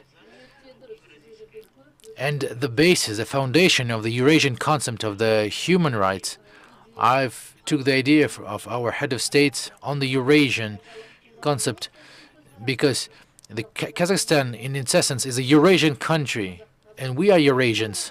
Why? Because there is an other view, different view on many things. Why? Because the way of living, the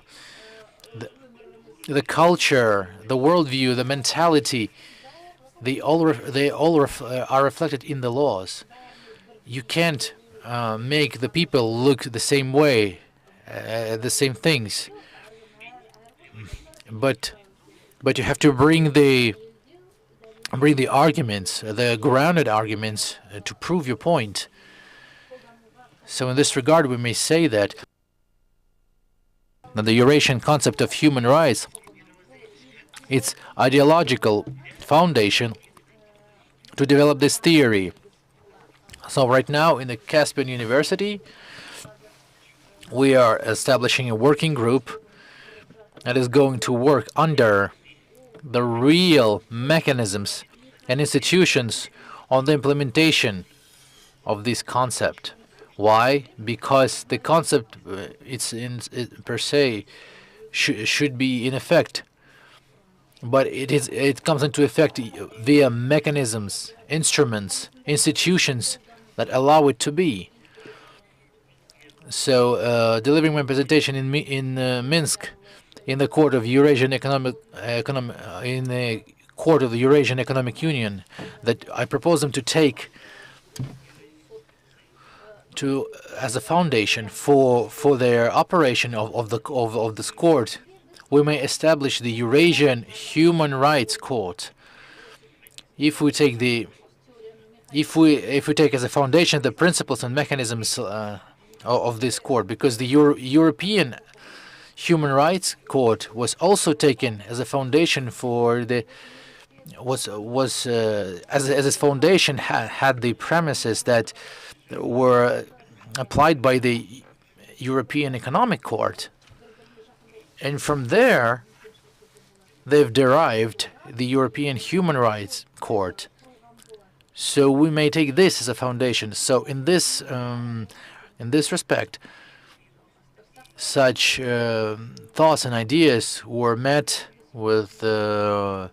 It was unexpected for me that I would find so many advocates of such approach. And generally, Kazakhstan may be the zone of growth of the Eurasian human rights concept, and we may develop this theory and eventually become in the initiators and moderators on this problem. And I think we can handle this. And even more so, we may establish the Eurasian Declaration on Human Rights. Why? Because it's evidently clear and visible that the Universal Human Rights Declaration doesn't fit for everyone.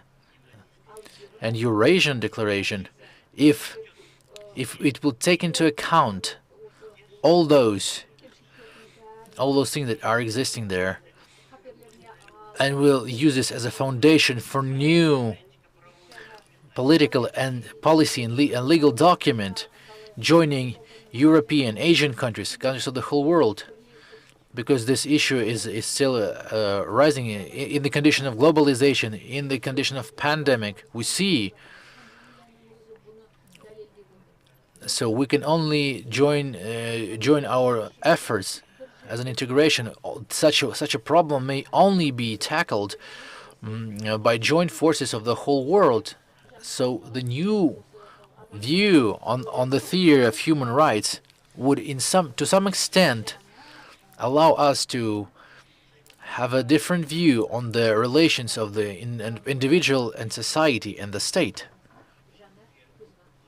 So I would like to thank you very much for your patience, so that you have listened to me, and along with that, I'm very thankful to you for your listening. Thank you very much, Zhumabek Duseshevich. Generally, the presence of regional documents on human rights is quite a traditional thing today. Even the Islamic concept of the human rights, the well-known Cairo concept, maybe your efforts and your confidence will lead to the emergence of such a documents in our region.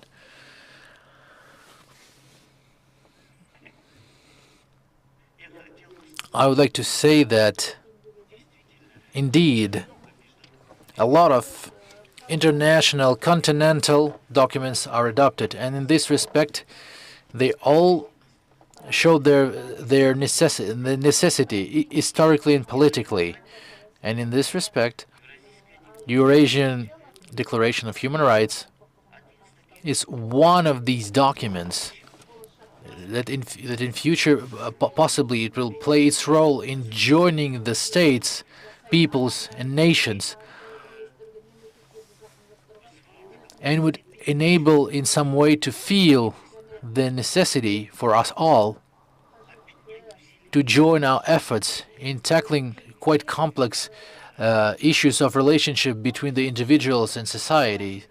In this respect, this document would have a very different different meaning to it.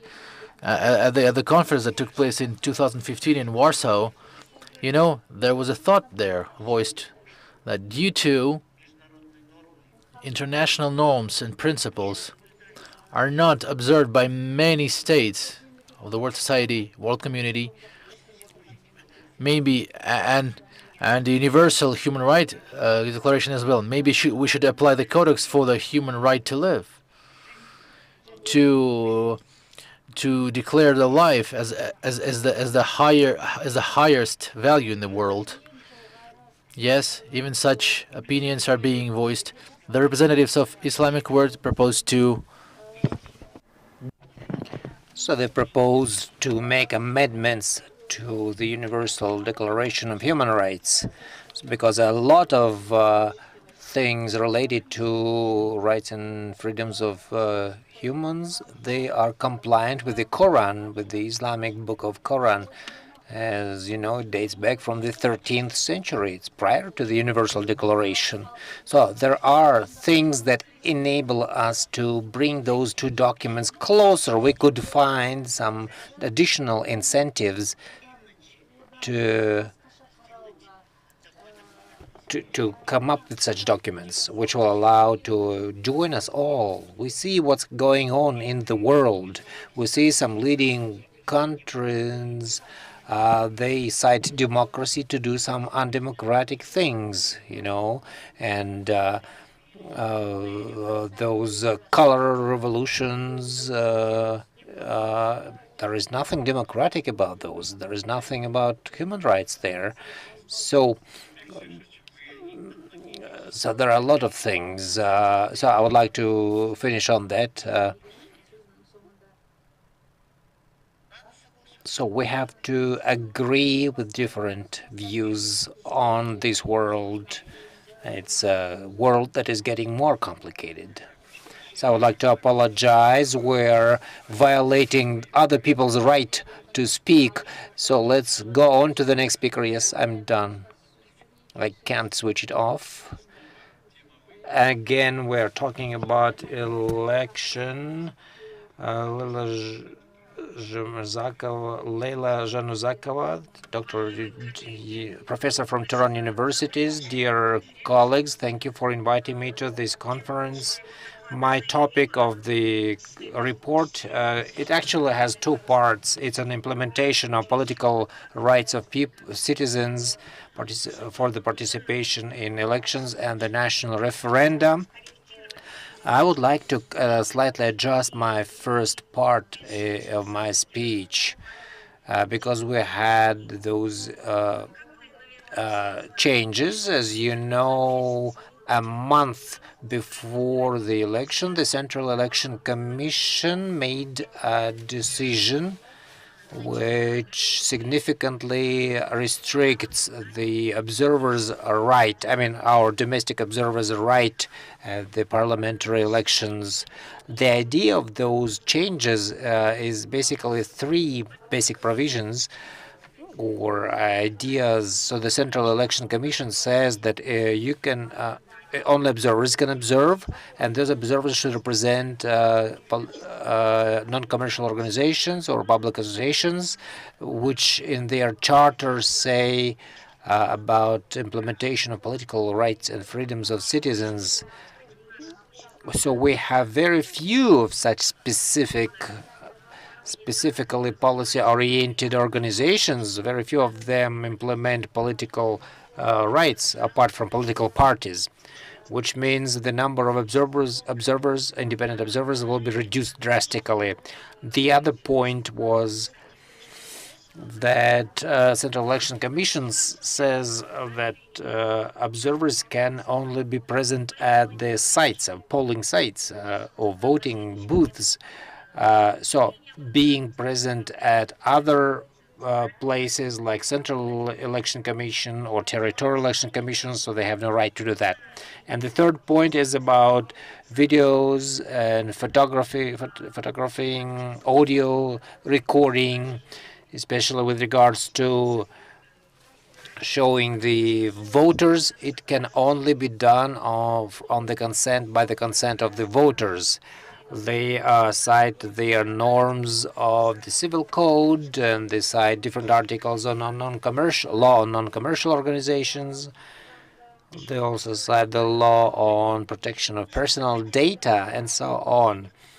But with regards to those provisions, I would like to mention, in my view, the Central Election Commission has exceeded its authority.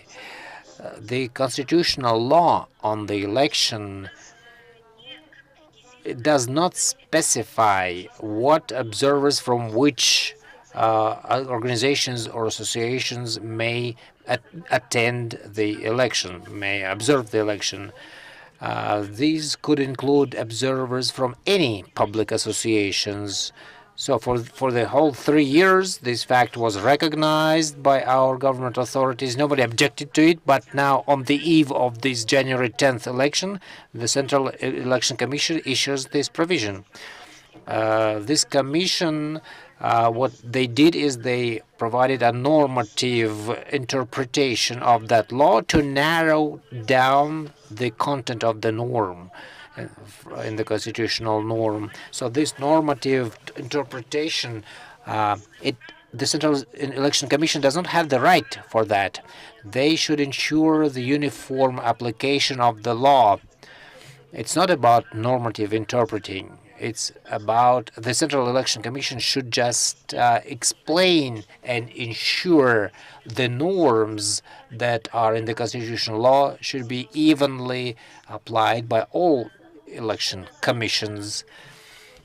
Now, as for other provisions, I would like to mention that the document itself by the Central Election Commission says that our election laws, they include they are compliant with all international documents, including the guiding principles on the internationally recognized status of the observer. And I should say that this resolution is in full contradiction with such guiding principles, because those guidelines say observers may be present at any stage of the electoral process, including the voting day, or it could be drawing the results. They may be present not only at the site where the actual voting takes place and observe the territorial election commission. They can also go out to regional election commissions and to the Central Election Commission. Our Central Election Commission want to stop the access by the observers. Now, the priority is, of course, the international law. It exceeds the norms of the national law. So that's why it contradicts that. Now, as for observers, they gaining consent by voters for video recording, I don't think that they will be just taking pictures of voters who comply. So they put only one ballot. So nobody is going to look into those ballots, and nobody wants to know who they vote for. The observers record moments when there are violations. Say, the member of the election commission could put a few ballots into the box. So it's the principle of one voter, one vote is violated. So these are the facts to record such events. That's what the observers are for, and it's their right. So that's why. So the Public Association of Kazakhstani Observers and some other organizations referred to the court to they demand that this Central Election Commission's resolution is illegal, and we will see. I hope that this resolution should be revoked. Now, as for the second part of my speech, it is about participation of citizens in a national referendum. And of course, this is a form of public involvement in the government. the people is the actual holder of the power, and if we take the procedures of adopting the constitution, it is adopted by the national referendum. We call it the Republican referendum. The parliament has no right to adopt a new constitution. So people who adopt the constitution, they cannot initiate any amendments to that, which is ridiculous. So it's only the president who should initiate any amendments to the constitution, whereas people who are the subject of this constitution do not have this right. Now, isn't that funny? And anybody should be able to initiate amendments, in my view, be it adopting laws or any other important issues. The procedures of initiating basically is very much complicated. First of all, you have to have at least 200,000 people who represent all regions of Kazakhstan, including oblasts, the national capital, and cities of national significance. So, which means at least about 12,000 citizens from each region. But you see, to collect those signatures, we need to an initiative commission should be established. For that, they need 30 representatives from each region. They have to convene to a kind of a meeting or a congress and elect that initiative group, 3 representatives from each region, which is 510 people should get together for that national or Republican-wide Congress. But you see, unfortunately, our government bodies utilize their administrative resource, and somebody can get sick or any other reasons. In fact, we need much more representatives from each oblast. In the late 2019, and such an attempt had been made, and they even held such an initiative congress to establish an initiative group. Unfortunately, the Central Election Commission has the right not to register the group, and the reason for that, they are about gross violations of laws. Unfortunately, the Central Election Commission, so they ignore such reasons, and so if they do not allow to register this initiative group, there are no grounds for that, because the Commission actually never substantiated their decision. And in this coronavirus context, which may last for longer time, or another pandemic may pop up, so the implementation of this right may be restricted by the power, or some sanitary restrictions could be imposed. But even if we have normal conditions for such an initiative, so it will incur some funding. You have to pay for renting the room or the conference hall, travel expenses, or accommodation, and so on. Also, there is another point which requires immediate solution. In Kazakhstan, we always speak about local self-government, which could be exercised by citizens in different formats. So the constitution does not restrict this form. It could be meetings by citizens. It could be representatives bodies like maslikats, or rural akims could be elected. But our citizens are deprived of the right to hold a local referendum, although this is just the form where citizens can vote for some important issue important for their lives, a local issue. So in this respect, I would like to voice out some potential amendments to our legislation with regards to public involvement in national referendum. Citizens, first of all, should be equal to other subjects, and they should be able to initiate the national referendum. And so the citizens who initiate that, the number of such citizens should be reduced from 200,000 to at least 100,000. And if we have an initiative on making amendments to the Constitution,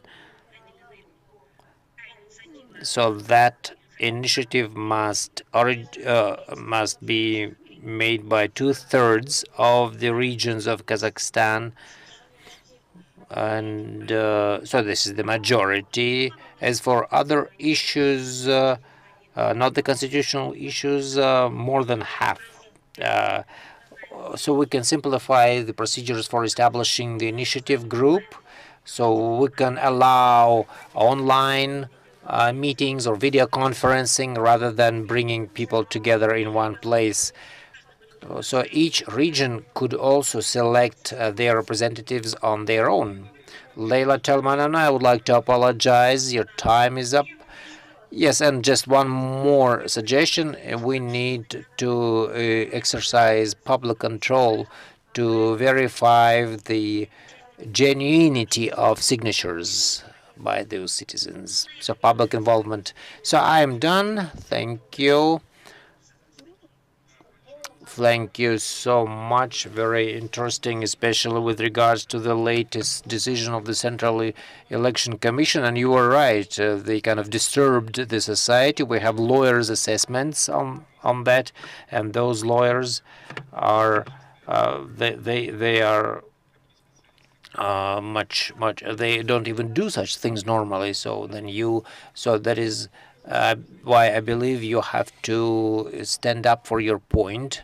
And let's go on. The next speaker is Nazhiya Kalisheva, Doctor of Judicial Sciences, Associate Professor from the Chair of International Law, Al-Farabi Kazakh National University. A very classical report on our topic. It's about the effect of international law regulation on protection of legal rights and freedoms in Kazakhstan. Nazhiya Husainovna, yes, thank you for your invitation. I'm happy to welcome all participants of this 14th online conference on the 30th anniversary of human rights document. It is a very important document for Kazakhstan, and the Declaration of the Sovereignty. Again, organizers, for me, it is a very symbolic event in such a difficult time. And this Adilet High School of Law, the Caspian Universities, may you prosper and have good graduates. I would like to start with the Latin aphorisms, which says, knowing laws means not just understanding the words, but also understanding the power. And it is commonly known that international protection of human rights is a priority basis for international law. So that's why it is well developed in Kazakhstan. The strategic vision of the current president, Mr. Tokayev, his foreign policy are compliant with the courses and diplomacies of our first president, implementation of the concept on foreign policies of Kazakhstan for 2020 through 2030. So this will be based on the norm of the constitutional law of Kazakhstan, which basically says on the law on the first president of Kazakhstan. This concept of foreign policy and also the concept of a hearing state, considering the strategic objectives of joining the 30 most well-developed countries of the world, will enable the current president to focus on promotion and protection of the interests of business, government, and each individual citizen. ensuring or securing the protecting human rights cannot be resolved by each country individually. It suggests joint efforts by the world community. Protection of human rights should be understood by all countries, and it is reflected in the 1945 Charter, UN Charter, which is basically the paramount document, and all countries bear the responsibility to comply with the human rights. These issues were also about collaboration between the states in protecting human rights. And exercising such rights, you have to consider the potential responsibility of citizens, and you have to realize the restrictions that are determined by the freedom, and they are established by the Constitution and bylaws of each country. The idea is that exercising your rights and freedoms, a human being should not be infringing other people's rights and freedoms, and this is confirmed at the international level. Article 29 of the Universal Declaration of Human Rights. So based on these norms and other documents on human rights, also identify the principles of human rights and freedoms that are allowed in a democratic society. And also set the limits for such restrictions. It also was reflected in Article 3, Article 19, Paragraph 3, on the International Pact on the Politic and Human Rights, on the International Pact on Social, Cultural, and Economical Rights, and these particular acts fix the right for freedom of speech and dissemination of information of any kind and ideas, regardless of state boundaries, oral or in oral or written form, via publication or other forms of expression. And my turn out also to mention the Article 20 and 21 of the aforementioned International Pact on the International Civil and Human Rights, and using the right of every individual on free association and gatherings are not subject to any restrictions except those stipulated by the law. In accordance with the aforementioned standards, the Kazakhstan is against the violation of such standards and norms. In this regard, the paragraph 5 of the Article 12 of the Constitution of the Republic of Kazakhstan stipulates the implementation of that rights and freedoms of a citizen should not violate the limits and rights of other citizens. As it has been noted by the esteemed Professor Ibrahim Almatovna, is that the observation of the principle of all the branches of the state power is stated in paragraph 1 of the Article 39 of the Constitution. This paragraph says, in accordance with the international standards of human rights, has a strict statement on the specification of the limitations of the rights of the and the determination of the limitation of the restrictions stated and reference to the laws are the authority of the Parliament of the Republic of Kazakhstan, but in its legislative decisions, in case of determining the restrictions and limits, the supreme representative body is not free. So these limitations is the subject of the constitutional control. When the subject will appeal to the Constitutional Council, it should take into account that this restriction should be aligned with the constitutional rights and freedoms of the citizen, but it should take into account, with accordance with the legal nature, the relations between the individual and the state. Of course, the positions of such an authoritative body as the Constitutional Council are based on the Human Rights Council, International Human Rights Council.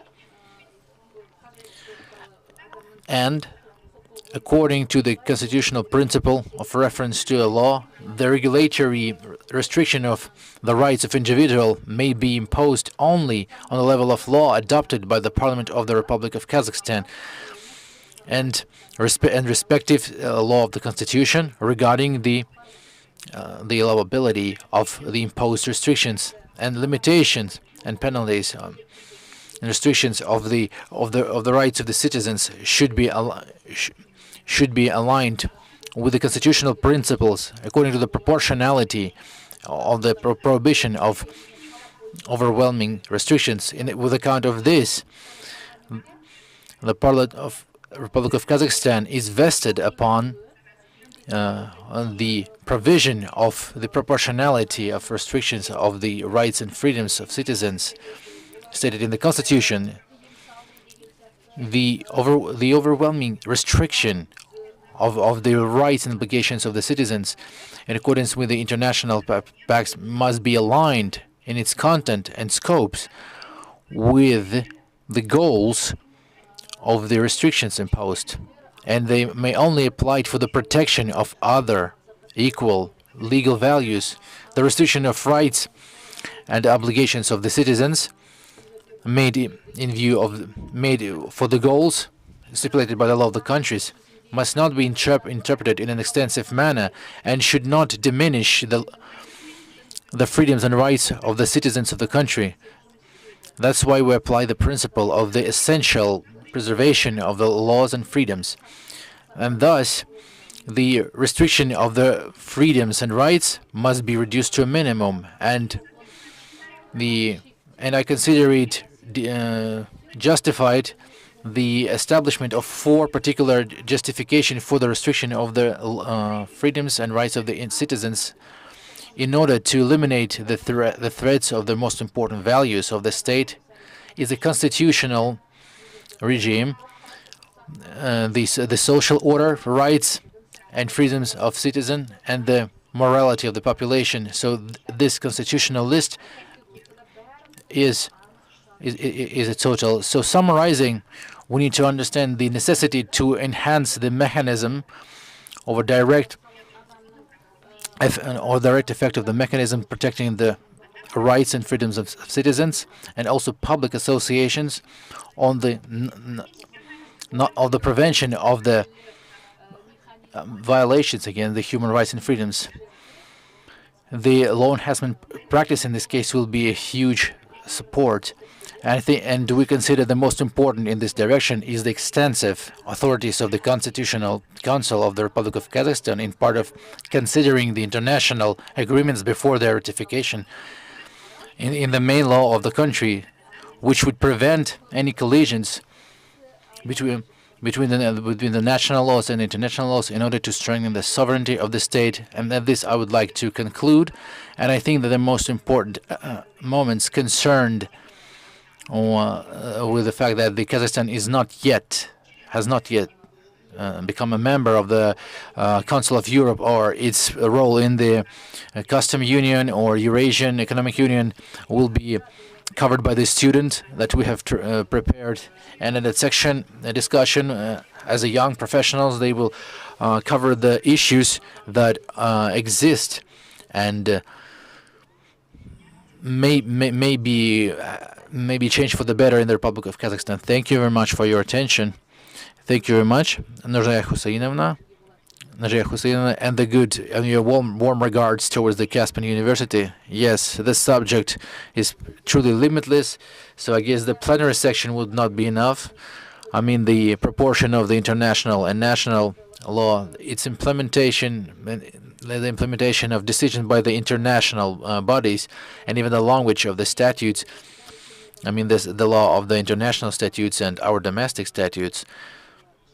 But we have questions, we have issues, and we have a horizon for actions. And I would like to give the floor to Asalabekov. We're not sure that he would be able to connect, but he joined us. He's the Doctor of Judicial Sciences from Kazakh University of International Languages and International Relations. So his presentation is quite unusual for our conferences, but if we have touched upon the business and the relation of individuals, why we couldn't ask the issues in the custom fee in the field of custom service? I would Salubek Tenjibekovich, I will give the floor to you. Good afternoon. I'm switching from one tribune and coming to another one, since one of the organizers of the today's roundtable on the problems of the research activity in conditions of pandemic. So we have foreign participants. There were some timeline issues.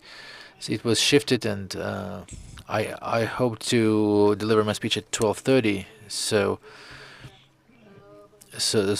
I had you excited for some moment. I would like to apologize for that. So the subject. So I'm representing Kazakhstani Academy of Labor and Social Relationships. But I'm not objecting. I'm not objecting if you announce me as a presenter from another university. So the nature of power relationship in the custom service, and custom service is being secondary in this equation, so to say. The power relations per se tell that the state is often not only actually, I mean, the state authorities behave themselves in not a very respectful manner, so to say, in the law enforcement field. But this definition is still met in the legislation in the custom code. In the first article, there is such an instrumentation based on the power relations between the state and the subjects. The same refers to the tax code. I can also associate, I mean, the penal and the criminal code. So where the state asserts this power relations, and from the point of view of law and rights, it would require additional researches in the part that the power relations should also have reasonable limits and restrictions, intellectual parameters, so to say, in order to observe the international norms and the norms who are implemented partially, or we have ratified them. All the more that we know that by constitution they are priority. They have priority in our legislation. So different attempts to identify the content, and we're speaking on the aggregation of the norms and standards approved by the state that regulate the relations of the individuals until up to the freedom of the individuals to perform, wait, and request the implementation of orders. I mean, state officials. So these attempts of definition, I think, are partially justify the actions of government officials towards the citizens. So lastly, I'm very much interested in the issue, and maybe it would be a hint on my side to you, if you may take part with me in this initiative, is to try to analyze some laws for the subject of are all these subjects are equally covered by these standards. I mean, we see right now that for particular segment of these citizens, these laws are not in effect. Well, apart from the law on the benefits, of course, social benefits, of course, but it also is derived from the problem of power relations. So when we have a platform initially, then all these changes further are deriving from. or if we're taking the custom service that we have mentioned. I took it because we can use it as an example to demonstrate the problem that exists in this field. So, in essence, the custom service in our time, we have justified that it is made of 3 components, meaning custom service as an instrumentation, custom policy as a horizon and a direction, and all this in the background of custom law relations.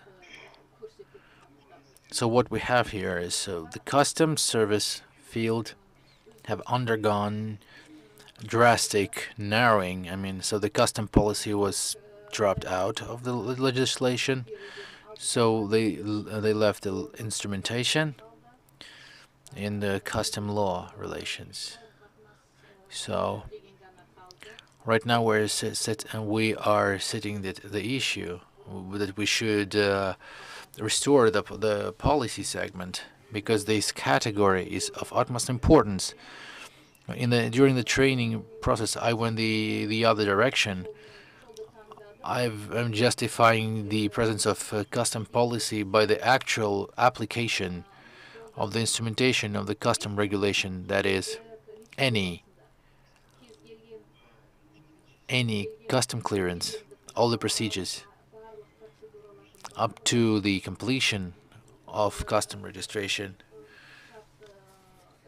I have to show as a practical implementation of custom policy, because which is unfortunately dropped out of the legislation for the moment. When you asked about the concept of the law policy, I have stated all these things, that it should be restored, the custom border and the function should be restored, and the independence of custom authorities. So for today, the situation shows that the shadow segment of the economy lobbied it, and the custom service was oppressed in a most severe way, and we should openly speak about that. So as a minimum, we should restore the independence and implement the control function per se, that is via control of the custom border, restore the custom policy into the legislation. We should not reinvent the wheel. The same attributes and notions should be simply brought back. But for this to happen, a consistent work is required, meaning that the economic basis in Kazakhstan, unfortunately in Kazakhstan, has quite a horrible proportional representation. I have numerously spoken at different conferences, and I will reinstate once again that, in my opinion, we have at least 3 levels in our economy. The lower level is the self-employed, for example, the citizens that are working in their individual quality. In my estimates, it's 20%. Then we have mid-level and the top level. So when in the Eurasian Economic Union, at another session, I have stated it, but that unfortunately we established the union only by joining with the first levels. It is not an economic union. It is simply a nominal demonstration of integration issues, because the mid-level and top level, they simply do not want to integrate. They do not want it. And the question and this issue is also rising. So in these levels is the ground where what we're discussing today takes place on human rights protection, and the labor legislation was also changed to met these interests and the tax one. And unfortunately, the picture that we have today is that if we look at the shadow sector that I have briefly touched upon, the data from Chinese customs for the last year give us the difference in $1.7 billion difference.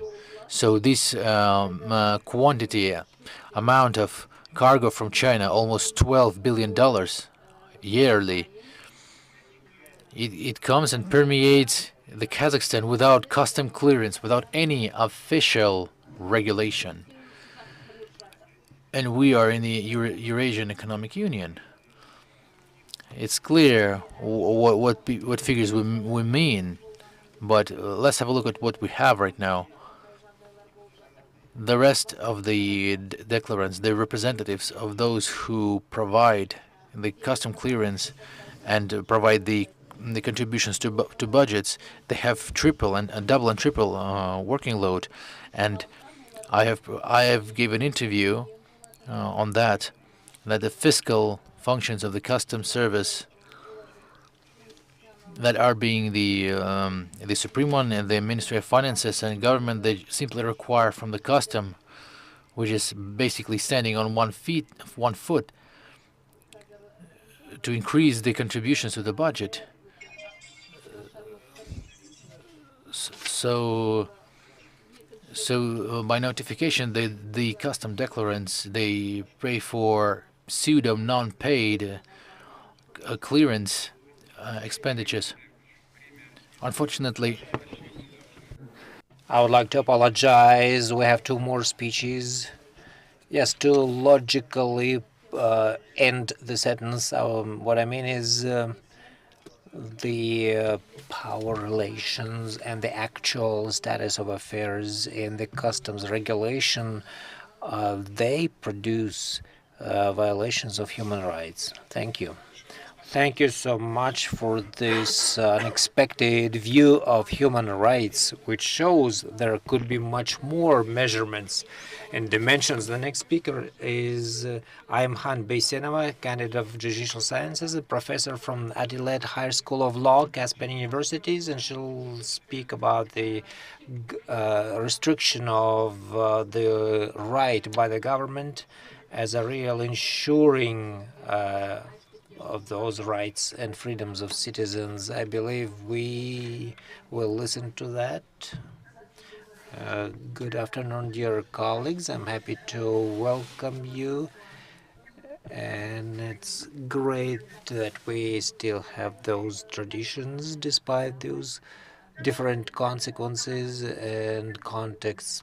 A well-known document is oftentimes cited, and it was first mentioned in 1997 in the first president's address to the people. It's the strategy of basic areas in developing Kazakhstan until 2030. So that document, as one of the most important points, was establishing a compact national government which should focus only on those functions that are that belong to the government, and the concept meant establishing limits for government intervention and limits of legal regulation in different areas of life and society life, and nobody would even suppose that the government would be a watchdog,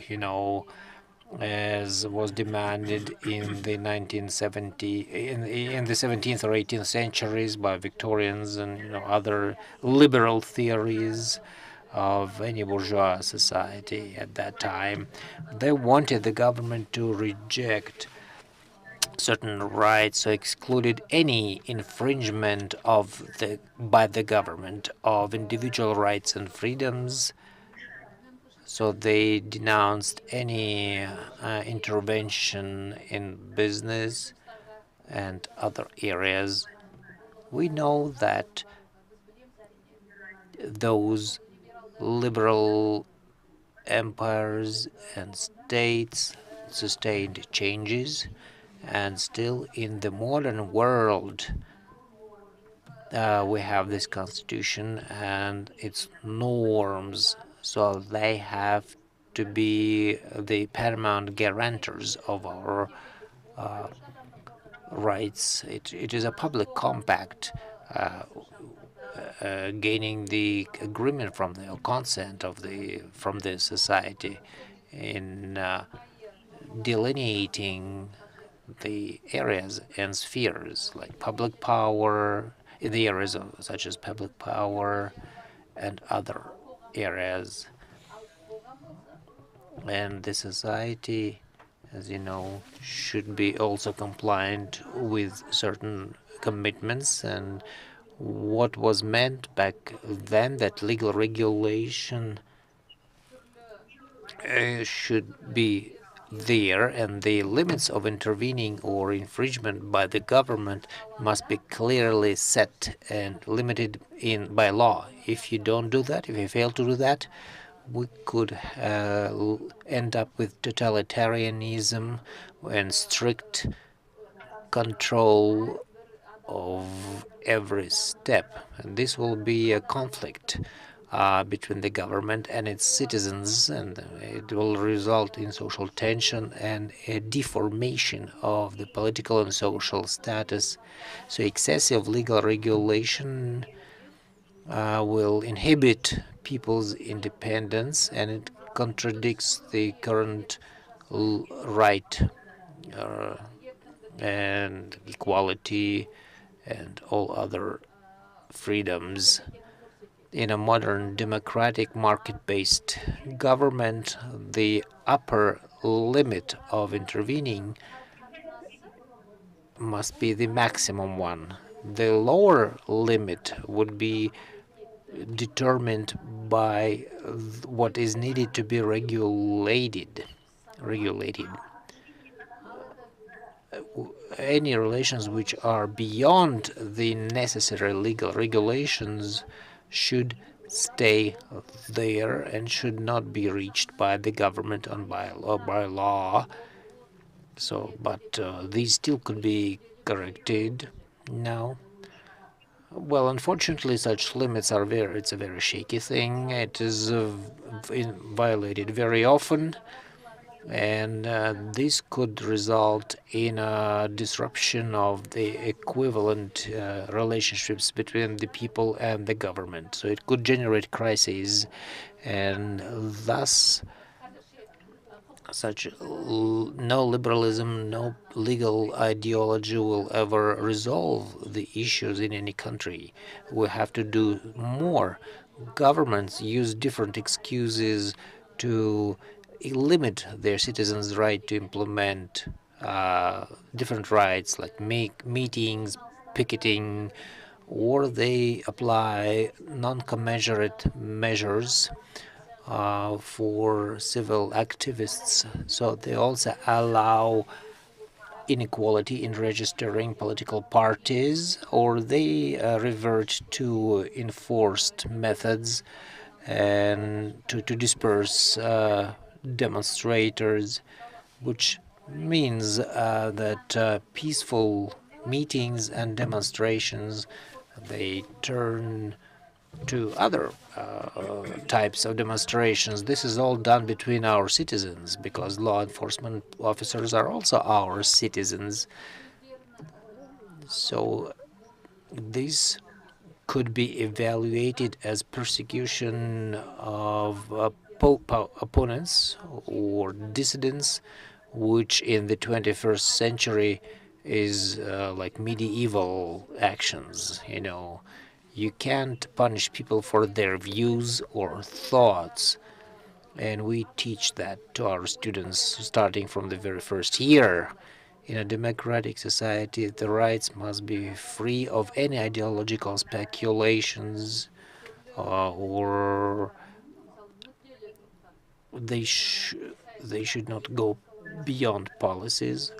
Otherwise, it will be just the country that will declare the rights and freedoms and equality, but not implement them. This will result in conflicts with their own citizens.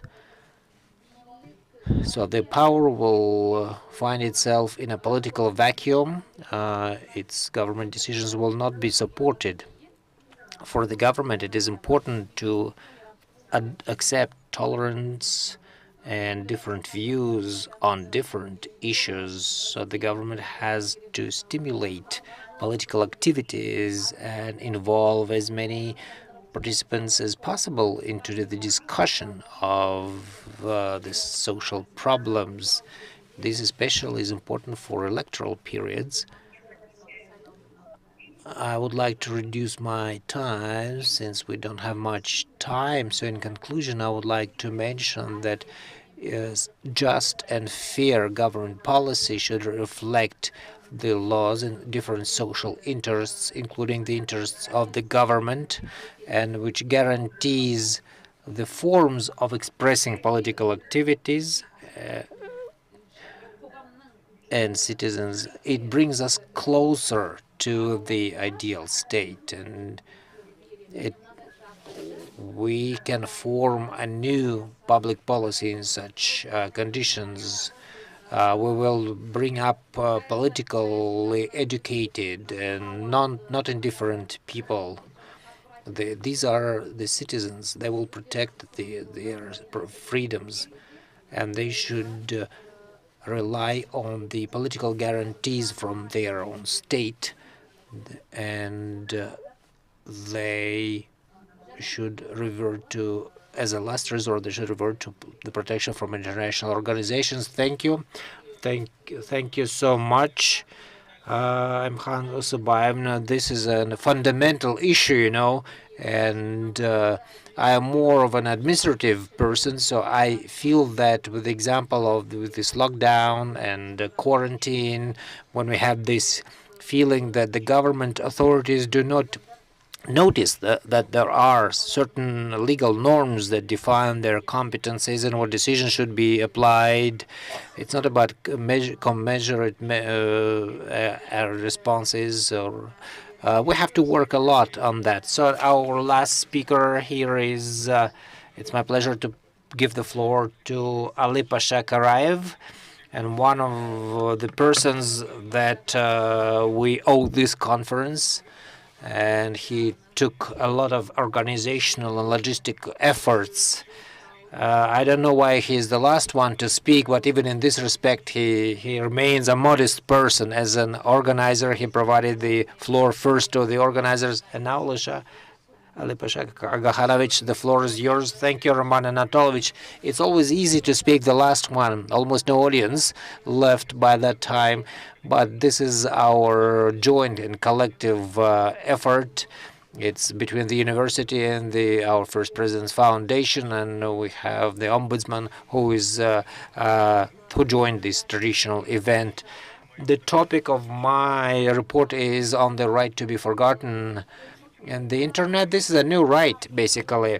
And the institution of human rights is not stationary. It is improved all the time. We have new rights, the rights of the fourth, the fifth generation, the rights in medicine, in genetics, and so on and so forth. My question is, we haven't resolved, we haven't dealt with, we haven't ensured the rights of the first, second, and third generations yet, but we already have totally new rights. It may be right. It may be good because there is social development, we have new challenges and new needs. So in this respect, this institution will be eternal as long as the human person exists.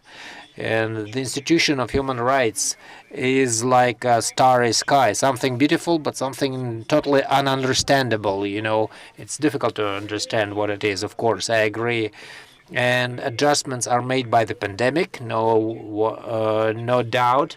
So in these conditions, we talk not about human rights, but how about to restrict human rights, even actions by sanitary doctors, administrative acts, which are not mandatory, but they contradict the Constitution. So we have to talk about constitutionality of such acts or bylaws, about their legal force, about their limits. So a lot of issues.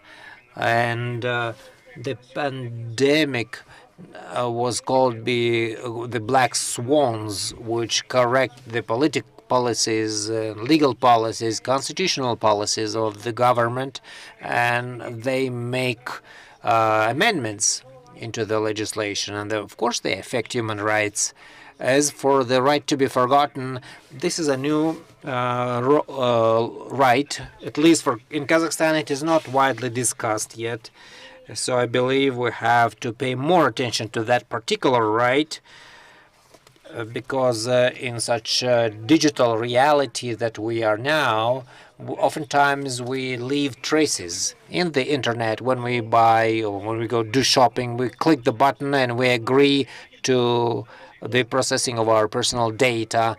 We take some loans, same, we leave our some information about ourselves. Or when we have those publications that are posted in the internet, so when we download those, we also have that. So we have to have the right to delete this information from the internet. That could be different reasons. The material may not be relevant anymore, or the material may not be true. The material may infringe the rights and freedoms. Somebody can write about somebody, may write a comment and use your name, and this will be in the internet and affect your reputation. This is also about business. So somebody made a deal 10 years ago and it was not quite successful, and then he's got all right, and 10 years later he's got quite different business reputation, but this information will still about that. So those who want to engage into business with this person, they will find this information, or finding an employment, some kind of a job. So the security service will always check for you and they will vet you. So there are a lot of issues about that.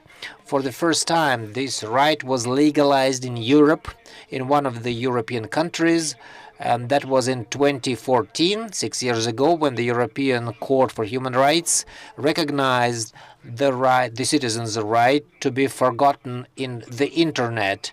So the information that was about this person, yes, at that time it was true. He made a crime, he committed a crime, but he was punished for that.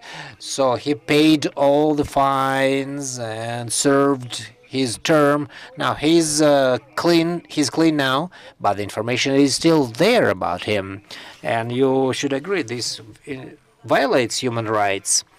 Also, while discussing the concept of legal policies, I suggested that this should be included into the next 10 years. We need to develop a draft law on that area. We do have experience. Russia in 2016 adopted the law on the right to be forgotten in the internet. We also have experience from Europe, so we can study and assess all the risks, all the upsides and downsides, and based on that we could adapt that to our Eurasian understanding of human rights. I think the right to be forgotten fits this Eurasian concept of human rights. So he agrees. He's the father of the Eurasian concept. But yes, we do have a lot of problems. We have information that affects somebody's personal life. Somebody's marriage was not happy, and different data on that person.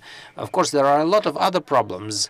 There is always a relationship between the private interests and public interests. So if it's about a political figure, as a regular citizen, he has the right for his personal information to be protected, for the privacy to be protected.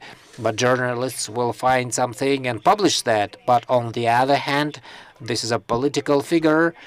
He's a public figure, so he must understand that this person will not be protected as an ordinary citizen. So we have a lot of issues like that, and I believe the lawyers and legal specialists must learn all the foreign experience. We should. There are some scientific research and works on this area. There are different models in different countries. In some countries, search engines delete the information only by request. In other cases, a court decision is needed. The request in the search engines such as Yandex, Google, and others, their GDP exceeds the GDP of many countries, so it's difficult to dictate the many conditions. So the live shows they have their own policies with regards to deleting the information that affects the privacy of people. So out of 100 requests, they delete only 30 to 35 requests. They believe if the information does not affect the private life of a person, or if it's a political figure, if it's about authoritarian political regimes, they will never delete this information, and you do nothing about that. So you have to find some additional resources or agreements with such giants. These are kind of countries within the countries. So we have a lot of questions about that. But what is good, we already have experience. We have experience by the European countries, by Russia, and we're not pioneers here. We should consider all upside downs and downsides. So we have to look ahead. We have to assess all the advantages and disadvantages and legalize this right to be forgotten, just like the right for free access in the internet. Thank you, Roman. Thank you so much, Alipasha Gahanovich. I have a hope and one comment after your speech. It's interesting and it's a very promising sphere. I believe this right to be forgotten will not be applied to our conferences and events that we hold. This was our last report, and we exceeded all the time limits. Still, I would like to. I don't know who is left with us. I see who is right next to me, but I don't see who is on the remote. But if you have any questions, let's make. We still have a few minutes to exchange for the Q&A session. So we have the question from the participants online. I'd like to ask the question to the last speaker. In its turn, so when this institute, the right to be forgotten, it has been discussed in the Majlis. Many law protection advocates have voiced their concerns that the institutions and people that the people who are connected with the corruption scandals may delete the information about you.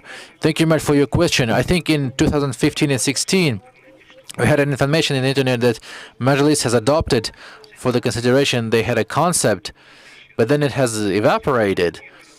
And many consider it as a censorship, as an element of censorship. But what refers to the government officials, the approach may be understandable in a sense that if an individual who was convicted and he has served his term and he has a right to be forgotten for the removal of this information.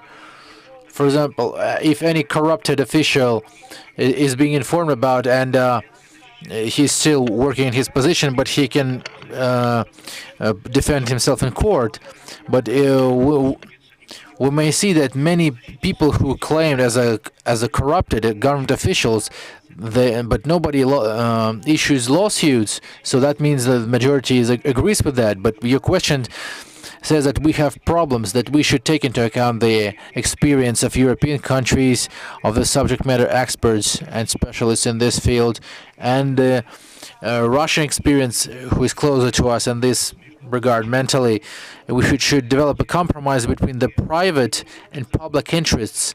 But adopting such a law is a needed step, because right now we are in a new digital reality, and postponement of such a law would not be a correct step. If we would look back only on separate government officials, there is a large number of other people who are suffer even more from some bullying in the internet, from the information, outdated information that is there for decades of years that stops the person from getting a loan or starting up a business. So I think these issues are relevant and they should be analyzed and find a compromise between the private and public interests. Thank you very much.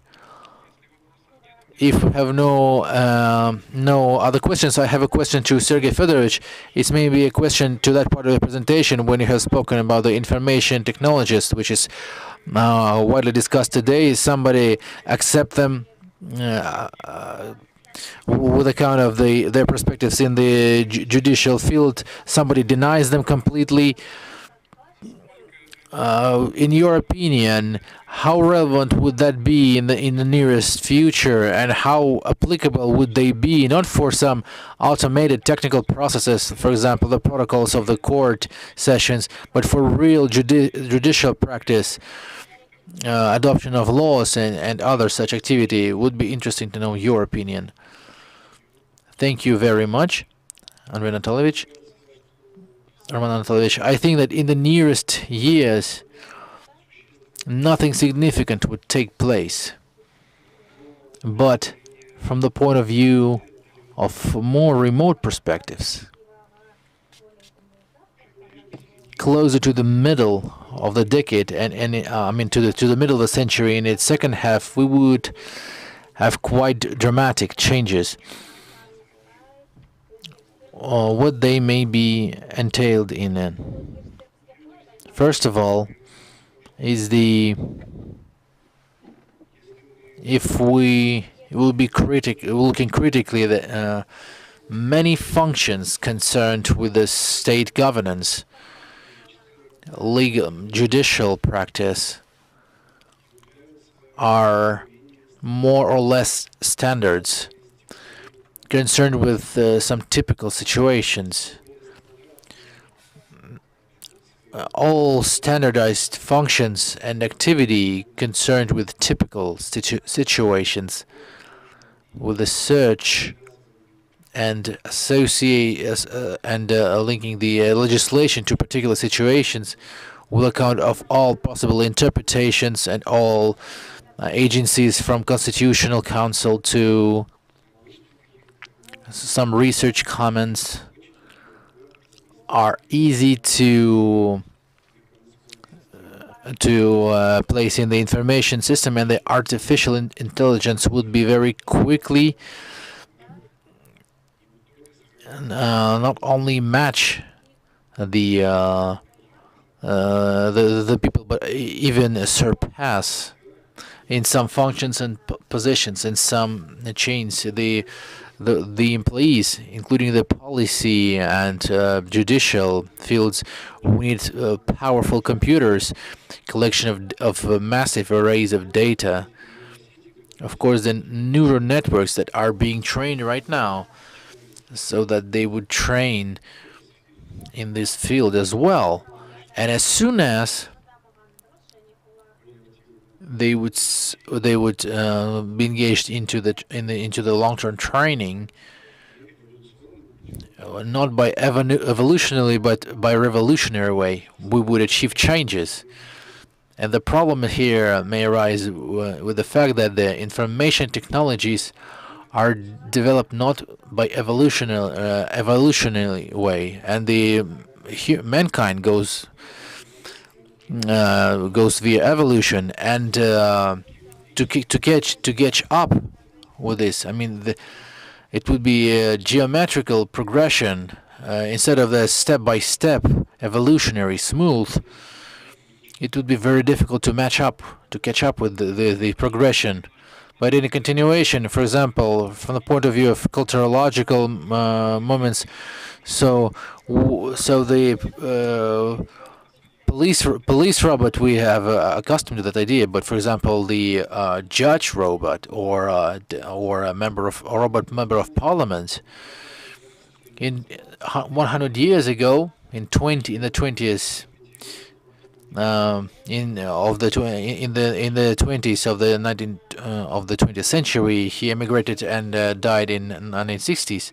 He wrote about electronic democracy, that there'll be a time when people would have small portable devices that would help them to communicate other people, and he forecasted that forms of power in this period would start their evolution, and referendums will be developing some expert solutions that will gradually become more wider and affect other forms of activities, including public service. And we've accustomed to the idea, if there's a robot policeman, then there should be a robot member of parliament. But the form of work of the state authorities may change. The structure of these authorities, their functions, the way they work.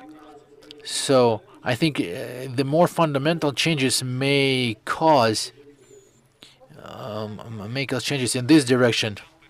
Not to follow the cliches, but go some other dimension. Thank you very much. I see that Eduard Bulatovich is with us. I have a question for you, Eduard Bulatovich. I would like to know your opinion on these recent solutions of the Central Electing Commission. You see, I've read the conclusion of experts on this issue of Sergei Ivanovich, but he considered this problem from the civil right point of view. Here, the power relations, the constitutional relations. So I think that what has been said by Leila Telmanovna, she's 100% right, that we should not narrow the observer's right by the resolution.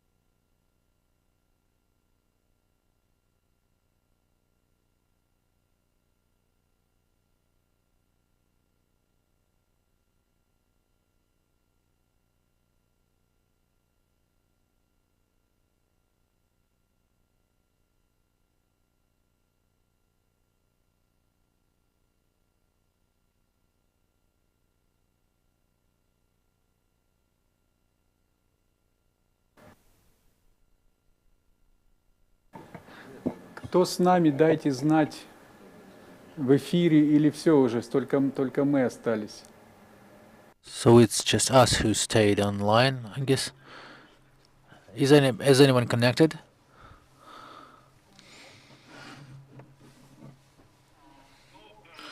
Well, we apologize for this malfunction, and we hope that it's not concerned with the assessment of our last on the assessment of the last decision of the elective commission. We hope that this is simply a technical malfunction. I would like to thank everyone who participated today in conference, both online and offline, and I would like to express hope that the next time we're going to meet live, and our discussion will be even more interesting. And I think that those 5 hours, no, 4 hours that we had together were not formal. We had very interesting speeches and questions that are followed by even more interesting things. But once again, our apologies that it has taken place.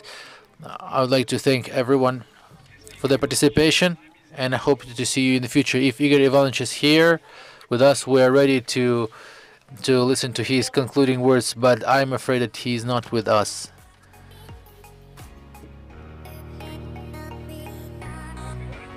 Well, goodbye.